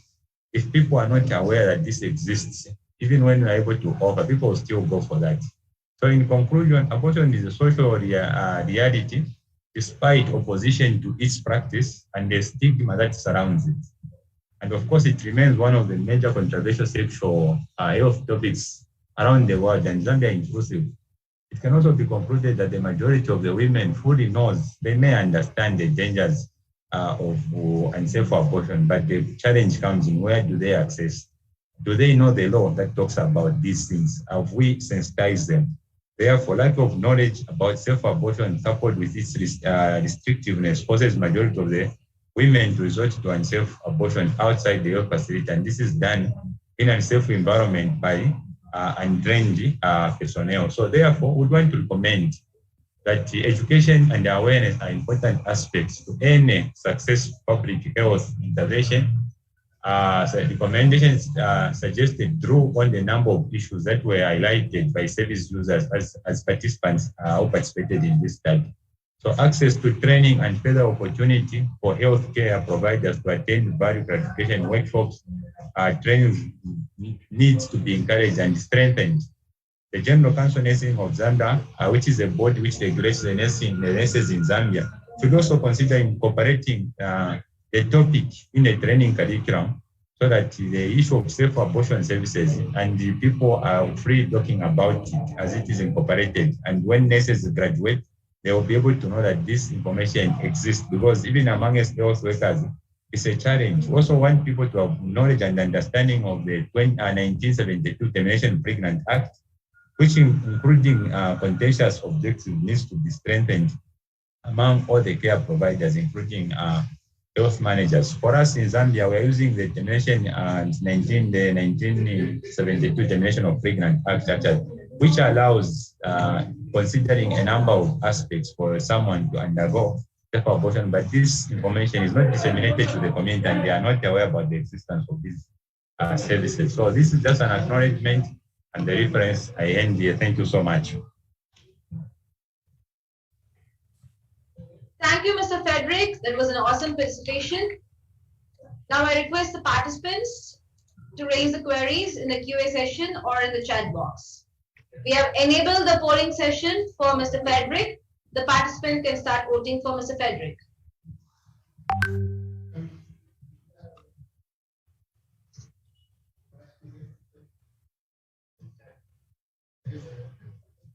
Mr. Frederick, we have one more question from the participant. Do you have health interventions to sanitize women on abortion? Thank you so much for that question. We do have, but these were just recently introduced through partners, because in the recent past, the issue of abortion hasn't been talked about, especially in Zambia, because of the religion, because of the sensitivity of the matter. But at least now, these things are being talked about, and even people are coming to seek sexual reproductive services. They are being actually being educated. And also now we have introduced the adolescent, the ADH, the adolescent health, where some of these issues are now being discussed, because we have seen that the safe abortion services are common amongst the teenagers.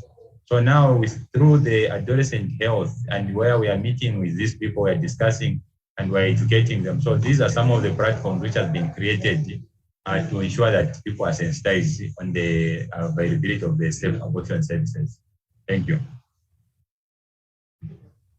Thank you, Mr. Frederick. We have one more question. What were the most common usage abortion methods you encountered in your study? Yes, thank you so much for that question. Actually, many people were mentioning of the traditional healers. I mean, we call them, of course, they are traditional birth attendants who have been, who used to assist mothers to deliver, and at the same time, actually, we are using abortion to conduct abortion services. So, of course, we are using, from the interaction, they were talking about using the roots for different plants, actually. Participants were mentioning different plants. There were no consistency in a plant people were using, but they were just mentioning that they have been using these roots and they make in form of a drink, which will actually make someone to abort.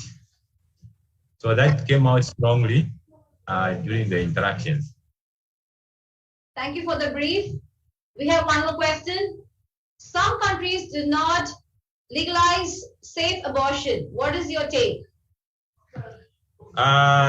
Safe abortion is legalized, but of course, it's a lack of knowledge which has contributed for people to have that perception, because if people are not aware, people are not knowledgeable that this service exists, of course, people would think that it's not allowed.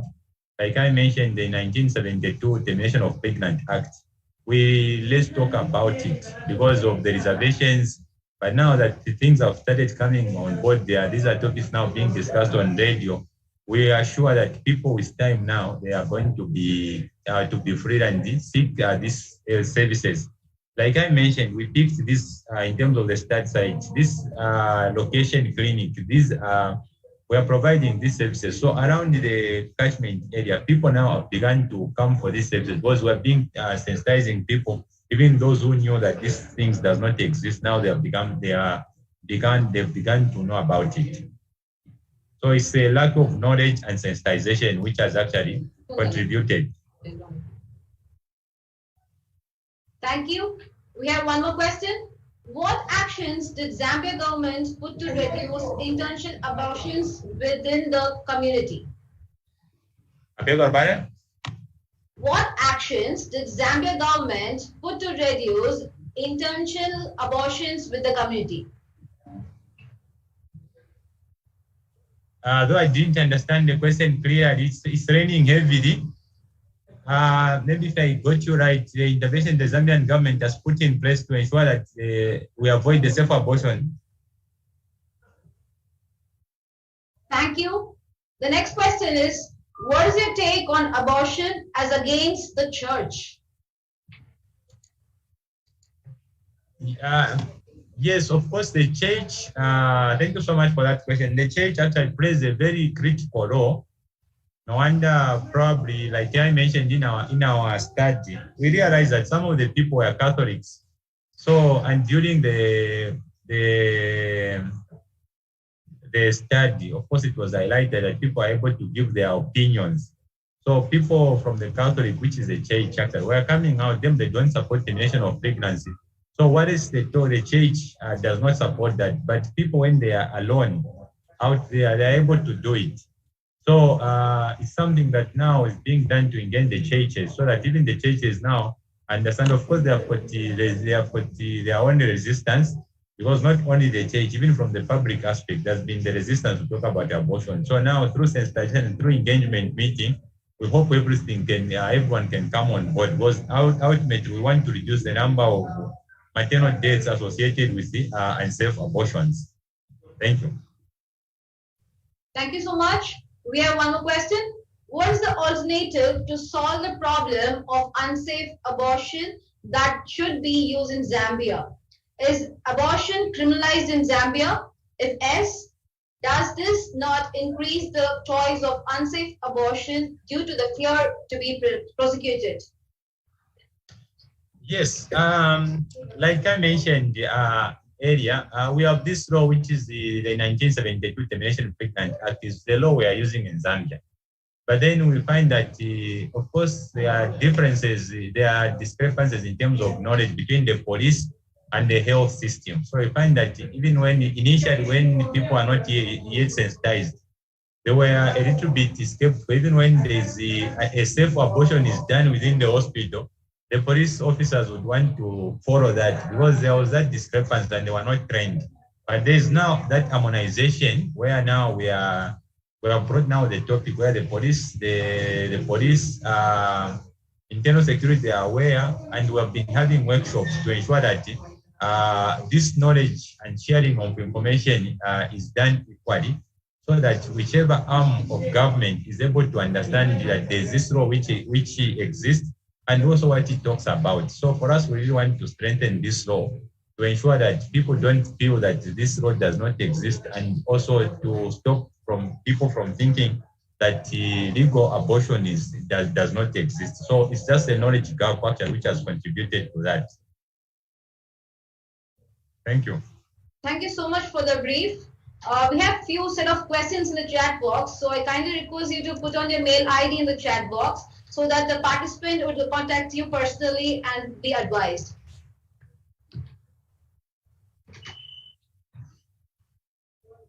Mr. Frederick, can you hear me? Yes. Yes, there Hello. are few, yeah. Can you hear me now? Yes, I can hear you. Yeah, there are few more questions in the chat box, so I kindly request you to put on your mail ID so that the participants would get you personally contacted. All right, I hear you. Yes, thank you.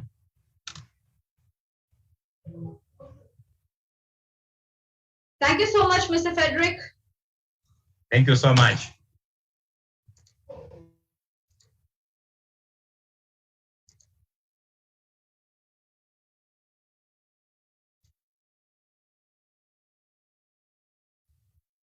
Now we go to the next presenter, the last presenter of the day, Mr. Summer, under the medicine, protective effect of Nigella sativa seed extract and its bioactive compound on stereotonic included diabetics rats.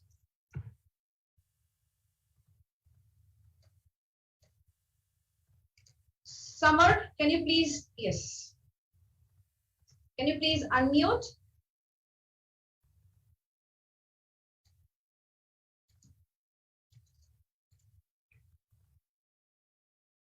You're muted. Can you please unmute?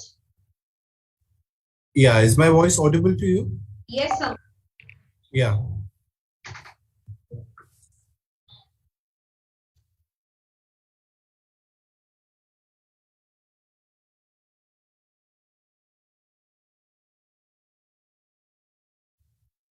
You can start on your presentation. Can you please share your screen? Yeah, sure.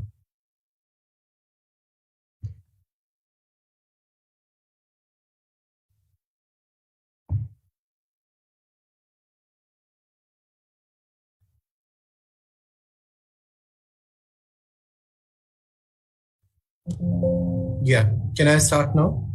You're good to go, Summer.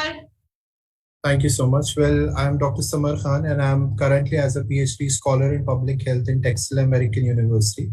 And my topic of research, which I am going to discuss today, is protective effect of Nigella sativa seed extract and its bioactive compound, 𝐓𝐞𝐴 on streptozotocin-induced diabetic rats. Now, as we all know that diabetes is one of the major health problems that we are facing, and it's increasing day by day. And diabetic is a chronic disorder with a metabolism defect in case of an insulin, which is produced by the beta cells of Langerhans of pancreatic tissue. It is described as an increase in blood glucose, and according to the statistics, around 2.8% of the world population suffer from this disease and is expected to increase to more than 5.4% by 2025. And it requires an early diagnosis and treatment because, as we all know, that diabetes mellitus itself is not a disease indeed that is targeted to one organ. It involves the multi-organ in itself.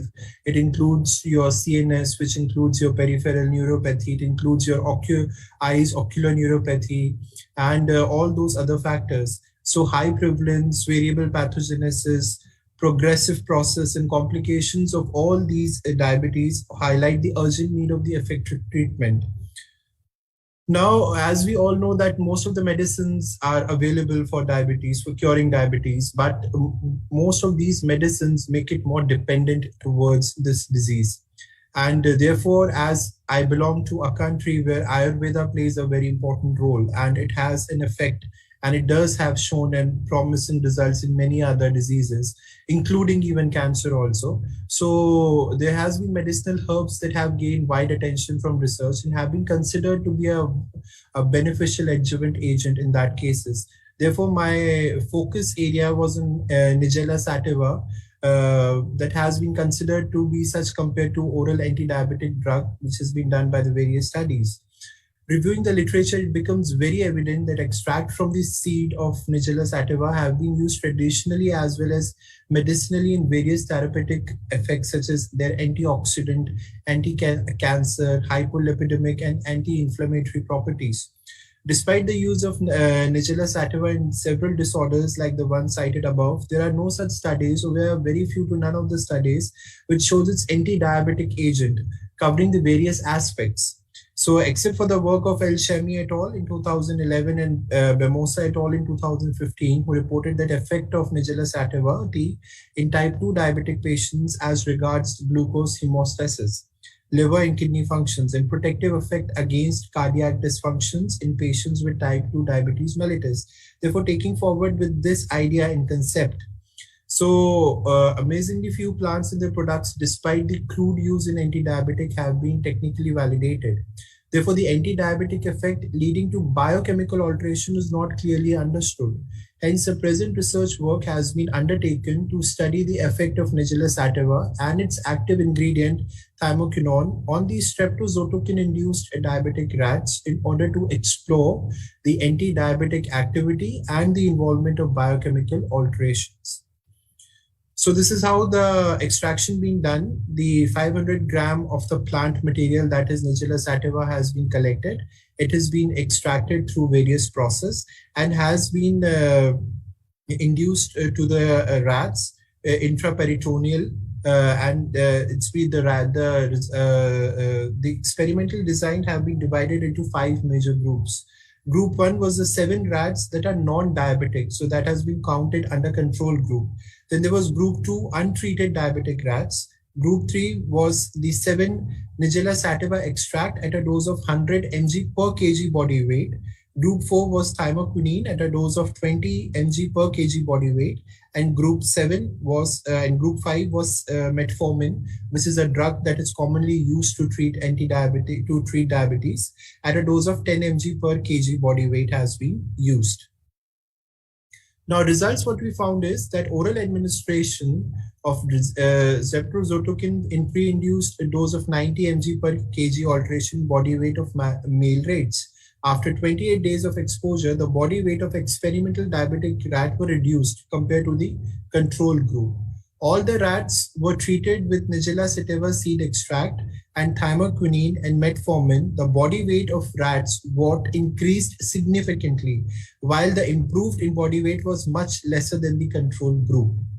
The increased body weight of experimental diabetic rats by increasing the rate of glucose catabolism and biosynthesis of fat and protein was previously reported. So the data of the present findings regarding protective effect of Nigella sativa on diabetic rats are very well corroborated with the work of Obasi, who observed the phenolic aqueous leaf extract of Vanilla doniana, that is one of the leaves, significantly promoted increased body weight, ameliorated diabetes mellitus cases. Now, when we are talking about various biochemical tests, then in this we have included the kidney function test, the lipid test, the liver function test. So all these tests will be included as these are the major organs which are targeted because of the diabetes. So the kidney function test, blood glucose, blood urea, creatinine, uric acid concentration in diabetic group significantly increases as compared with the control group. Although treatment of the diabetic rats in Nigella sativa extract, thymoquinone and metformin separately caused a significant decrease in blood glucose, blood urea, serum creatinine, and uric acid as compared to diabetic rats. The present findings are well supported by earlier classic work by Ciboto et al. In 2018, who reported effects of Momodica balsamea methanol extract on kidney function in streptococcus-induced diabetic rats. It was observed that this herb may have beneficial effect on some process that are associated with renal derangement in such induced diabetic rats. Now, when coming to the hepatic enzymes, serum alanine aminotransferase, aspartate aminotransferase, alkaline phosphatase, total protein activity showed significant augmentation in diabetic group as compared to those of control group. Treatment with Nigella sativa extract, thymoquinone, and metformin showed considerable decline in the activities of these enzymes. In the present, a protective effect of Nigella sativa seed extract and its bioactive compound, thymoquinone, on streptozotocin-induced diabetic rats are in full validation with those of Yazdi et al. In 2019, where they have reported protective effect of Artemisia tyrannica on their liver dysfunction and oxidative stress in streptozotocin-induced diabetic rats. These results are in agreement with the various researchers who have describing the protective role of different plants on liver oxidative damage induced by diabetes. Coming up to the lipid profile value, the total cholesterol, the LDL, VLDL, TG concerning of the diabetic group significantly increase as compared to the control group. In contrast to the above parameter, HDL decreases in diabetic group as compared with the control group. After the treatment with Nigella sativa extract, thymoquinone and metformin, so TC, LDL, VLDL, and TG concentrations were significantly decreased as compared to the diabetic group. The present findings are in full agreement with those of 𝐻𝒉𝒆 et al., who reported that elevated glucose level was restored to its normal level after treatment with hypoglycemic herbs. Furthermore, the levels of TL, TG, cholesterol, LDL, and VDL are restored the decreased level of HDL significantly. So these are some of the results which are shown in the form of a graph in order to better understanding of the findings. So this is the body weight of all the experimental group, and as we can see, the body weight in the case of this have increased. These are the kidney function tests, the blood glucose, blood urea, creatinine, and uric acid concentration. So this is the blood glucose, in which, as you can see, that this has significantly decreased with the Nigella sativa extract and 𝐓𝐴 extract. Then this is the blood urea level, which is one of the parameter for kidney functions. So this is also been significantly increased. Then this is your creatinine, which shows your kidney functions. So this has also been significantly decreased, as well as the blood urea. So this graphical representation is showing that in terms of your blood parameters, as well as your kidney function test, which is one of the important features that needs to be considered while treating the diabetic patients, because one of the major causes of kidney failures in today's scenario is diabetes mellitus. So what effect does it bring to the kidney function is one of the major key feature that needs to be considered. Then the liver function test. So these all are the liver function test values, ALT values, which has been decreased, and so as AST, ALP, and your total protein values.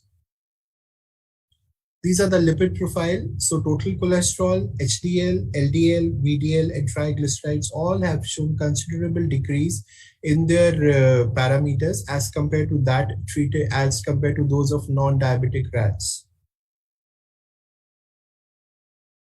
So this, in order to summarize my findings, it was done to investigate what was the aim was to investigate the potential effect of Nigella sativa seeds extract and its active ingredient 𝐻𝐼 by streptozotocin induced diabetic rats. To induce diabetic rats, the rats were administered intraperitoneal injection of streptozotocin at a dosage of 90 mg per kg. Body weight in 0.9% normal saline after being fasted for 16 hours, and so is being divided into group 1, 2, 3, 4, and 5 respectively. So after the treatment of 28 days, all the groups were examined, body weight and biochemical alteration were being noted. The result shows a significant decrease of blood glucose, urea, creatinine, uric acid, total protein, total cholesterol density, lipoprotein, and very low density, that is HDL, LDL respectively, while high density lipoprotein were increased. Hepatic enzymes such as alanine transaminase, aspartate, aminotransferase, and alkaline phosphate were also normalized and significantly increased in the body weight. These preliminary findings clearly demonstrate that the seed extract of Nigella sativa and its active ingredient 𝐻𝐼 protective effect against streptozotocin-induced diabetic rats. The present study thus opens new vistas for the use of Nigella sativa and its bioactive compound 𝐻𝐼 regarding its clinical application as a new non-toxic anti-diabetic agent for the management of diabetes mellitus. So in conclusion, the result of the present study indicated that Nigella sativa seed active compound 𝐻𝐼 promotes increased body weight and restores all the biochemicals ameliorated diabetes mellitus. More researches are needed in order to separate the components of plant and molecular interactions of their compounds for analysis of their curative properties. Therefore, seed extract of Nigella sativa and its active compound 𝐻𝐼 could serve as a potential natural and safe remedy for the management of diabetes mellitus, or delay at least in diabetes mellitus complication, which in today's scenario is one of the major concerns that we need to consider. In future, to understand the molecular mechanism of anti-diabetic action of Nigella sativa and expression levels of genes involved in glucose metabolism in liver of diabetic rats. Upon this basis, streptozotocin diabetic rats will be used to assess hepatic glucose to assess hepatic glucokinase, insulin-like growth factor, and glucose transporters genes expressions after Nigella sativa and its active compound thymoquinine administration by oral intragastric intubation using RT-PCR assays. So these are the further molecular analysis, genetic analysis that needs to be considered in order to validate the findings based on the biochemical results that we have need.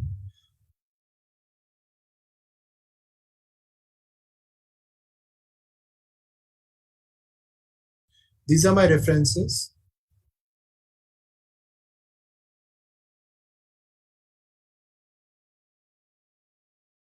Thank you. Thank you, Mr. Summer. That was a wonderful presentation. Thank you so much. Now I request the participants to pose the queries on the QA session or in the chat box so that Summer would be answering that.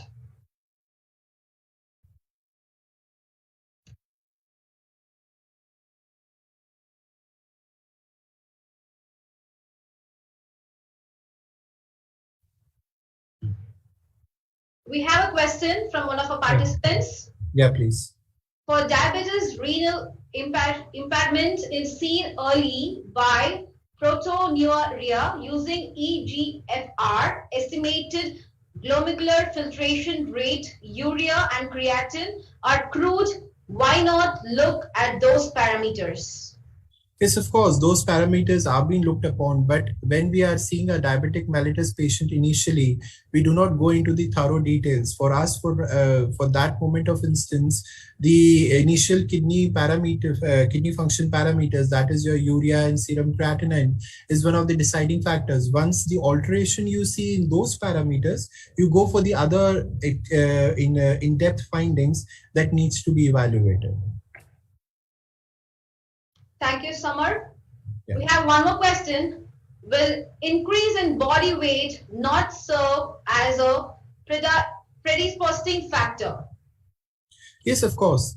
As we all can see that the world is going towards the much of the obese rate. So diabetes is one of the concern in the obese person, which is having one of the body weight. But when we are talking about the body weight in the current study, it is not related to the body weight as in what we call it as being obese, or the lower metabolic rate. In here, what we are concerned is the people who are in diabetic mellitus type 1, that is insulin-dependent diabetes mellitus, they have the tendency to lose weight. So the effect of the seed and its active compound, as well as the medicinal treatment, that is metformin, is used to see how they gain weight.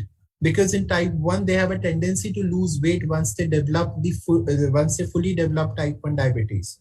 So that is what being in there, not to be misconstrued with the fact that diabetes mellitus is not associated with weight gain. Yes, of course, it is one of the major reasons to have the diabetes mellitus, because in, gaining weight will causes the insulin resistance in the body, and in turn it will lead to diabetes.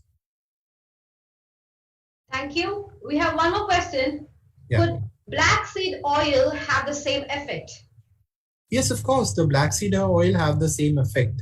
Why not? It does have, but again, as I said, that using it topically, applying it topically or consuming it topically, I mean, it has a different effect rather than injecting it intramuscular or intraperitoneal. So those research needs to be done, because once we have come to a conclusion that this herb has a great value in treating diabetes mellitus, then in that case, the next course of research should be how to induce that directly into the Langerhans cells of the pancreas that produces insulin.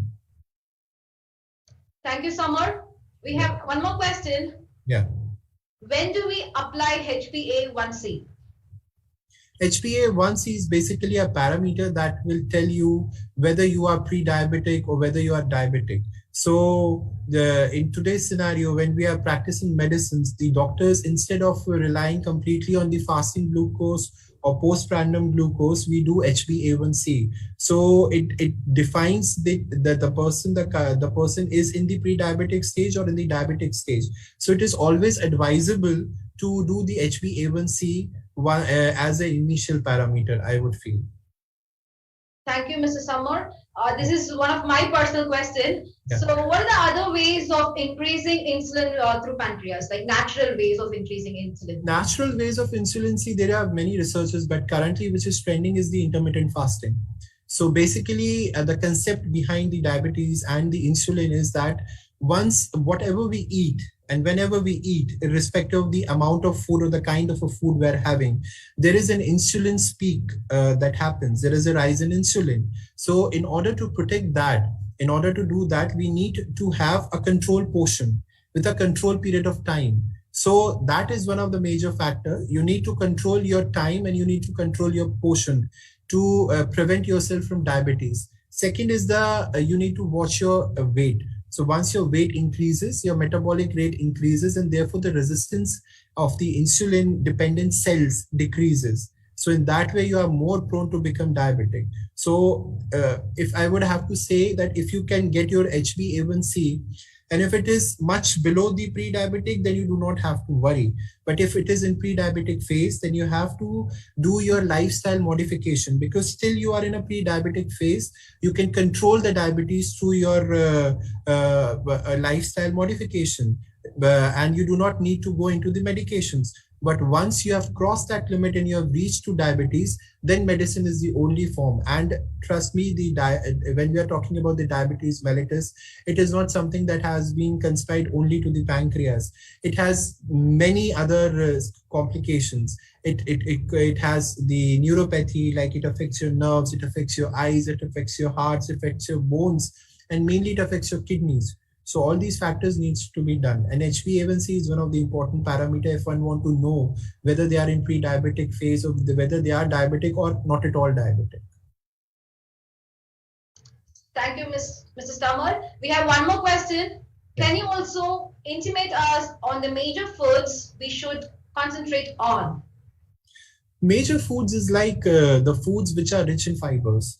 So any foods that are rich in fibers needs to be consumed in a more proper amount. The concept behind consuming food is like whenever we are having a plate full of food, we need to consider that it should have half a portion full with fibers, a little bit of carbs, and a little bit of a combination of fat and proteins. What we do is that we try to indulge with the majority of the fat and proteins and carbs and less of the fiber. So that is one of the problem that we used to do. And most important thing is that you need to have a portion control. Once if we learn that, because even if we go through a religious and holistic approach, in many of the books of our holy books that has been written, it says that in your stomach, you need to fill 1/3 portion with the air, 1/3 portion with the water, and 1/3 portion with the food. But sadly, we used to fill up mostly with the food and the rest with the water. So it all depends on how lifestyle modification we do, and the results will come hereafter. Thank you so much, Summer. We have one more question. Yeah. With the cytomedicine, is the side effect identified? Sorry, I didn't hear you properly. With the cytomedicine, yeah, the side effect identified. If I'm not wrong, the spelling is PHYTOMEDICIN. Okay. Now I get it. I don't think so, and I am not sure or not much aware about this. So I am really not a person to comment on to it. So yeah. Thank you. We have one more last question. What is your take on glycemic index or glycemic load of food? Glycemic index, yeah. Again, the glycemic index, when we are talking about, is the index that will increase our insulin. So, for example, if you are consuming, as I already said, that if you are consuming the fiber food, it will have a low glycemic index. If you are consuming fats in terms of your meat, in terms of your steak or beef or whatever you call it as, then it will be high in glycemic index. The sugary food will be high in glycemic index. So any food that will increase your insulin level to a peak, that would be high in glycemic index. So that should be avoided in any case. Okay. Thank you. One more question. Can you suggest what a low carbohydrate diet could do on obesity seen in type 2 diabetes? Low carbohydrate diet in today's scenario is mostly called as keto diet, is what we call it as, or paleo diet or keto diet. it does have shown a very promising results in terms of treating even diabetes. It's something like more of consuming more. Yeah, it is consuming more of a fat, and then our body. See, it's like our body is naturally cycled consuming carbohydrates and converting it into glucose, and this is how our energy factor is. Now, the keto diet instead will stop your glucose and will turn into your fat consumption. So it is like your body will be burning its own fuel, because the person would be obese, will have a more fat content in their body. So once they are into the fat machine, they will start eating their own fat. And this is how it will work as a keto. So keto is a very good diet if you need to have a modification for a certain period of time. But it does have its effects also if you are consuming it for a longer haul. If you are consuming it for months and months, it will do affect your kidney function test, because to get that ketones out of your body, your kidney will be too much into work and it will decrease its capacity. So one need to come into a lifestyle modification rather than a very short-term modification. So if you are into certain kind of a diet for a certain reason, be it medical, be it professional, it is okay to come into keto and get your parameters correct. But in order to be it for the rest of your life, you need to do a lifestyle modification by having more of the fibers, the less of the carbs and the fats. And this all should be in moderation. Thank you. And one more question from my side. Yes, sure. So, is metformin contains any type of steroid that would further affect the kidney ailments or something, kidney problems or some problems, some organ problems? Metformin, see, any drug has to be passed out through kidney. So it does affects the kidney to a lesser to a larger extent. If you are talking about the painkillers or we say NSAIDs, non-steroidal anti-inflammatory drugs, it does have a harder potential on the kidney, so it does damage the kidney more. Metformin doesn't do much, but any drug comes with its own side effect. Sadly to say, being coming from an allopathic background and being a doctor of the allopathic drug medicines, but belonging to a country where I am, that is in India, it does have a very medicinal value. The Ayurveda is too huge and too big to be considered and yet to be explored. That is why I took this topic, because now as we are advancing more, our knowledge is advancing more. So in that case, we need to explore the gems that are still not being unmasked. So that is why I have chosen this arena for me to have into the research. Thank you. That was really informative. I hope like other presenters would have got a knowledge about the diabetes. Thank you so much. It's a pleasure being in touch with you all. Thank you so much.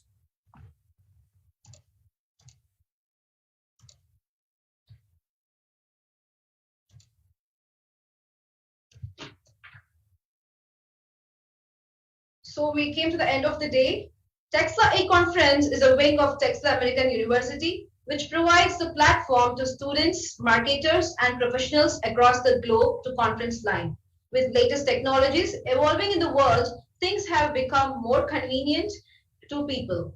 To be the part of this world, we need to adapt to what's new, keeping in mind the latest trend. Texila American University, one among the renowned medical universities, plan to change the way people attend conference and has brought the idea of e-conference to reality.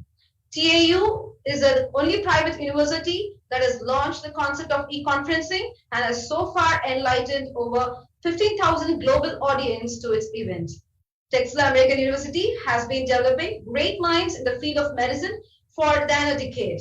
Represented by a tradition of innovation and research, we are breaking new grounds, pushing forward the boundaries of knowledge and making an impact on our students.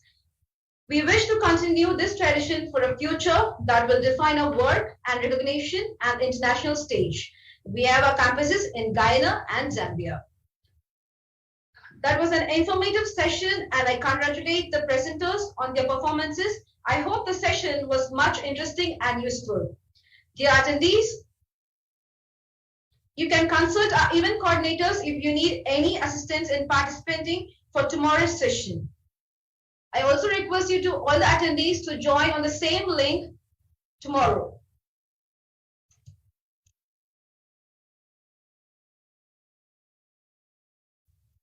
Thank you for your kind cooperation and attention. Thank you. Have a good day.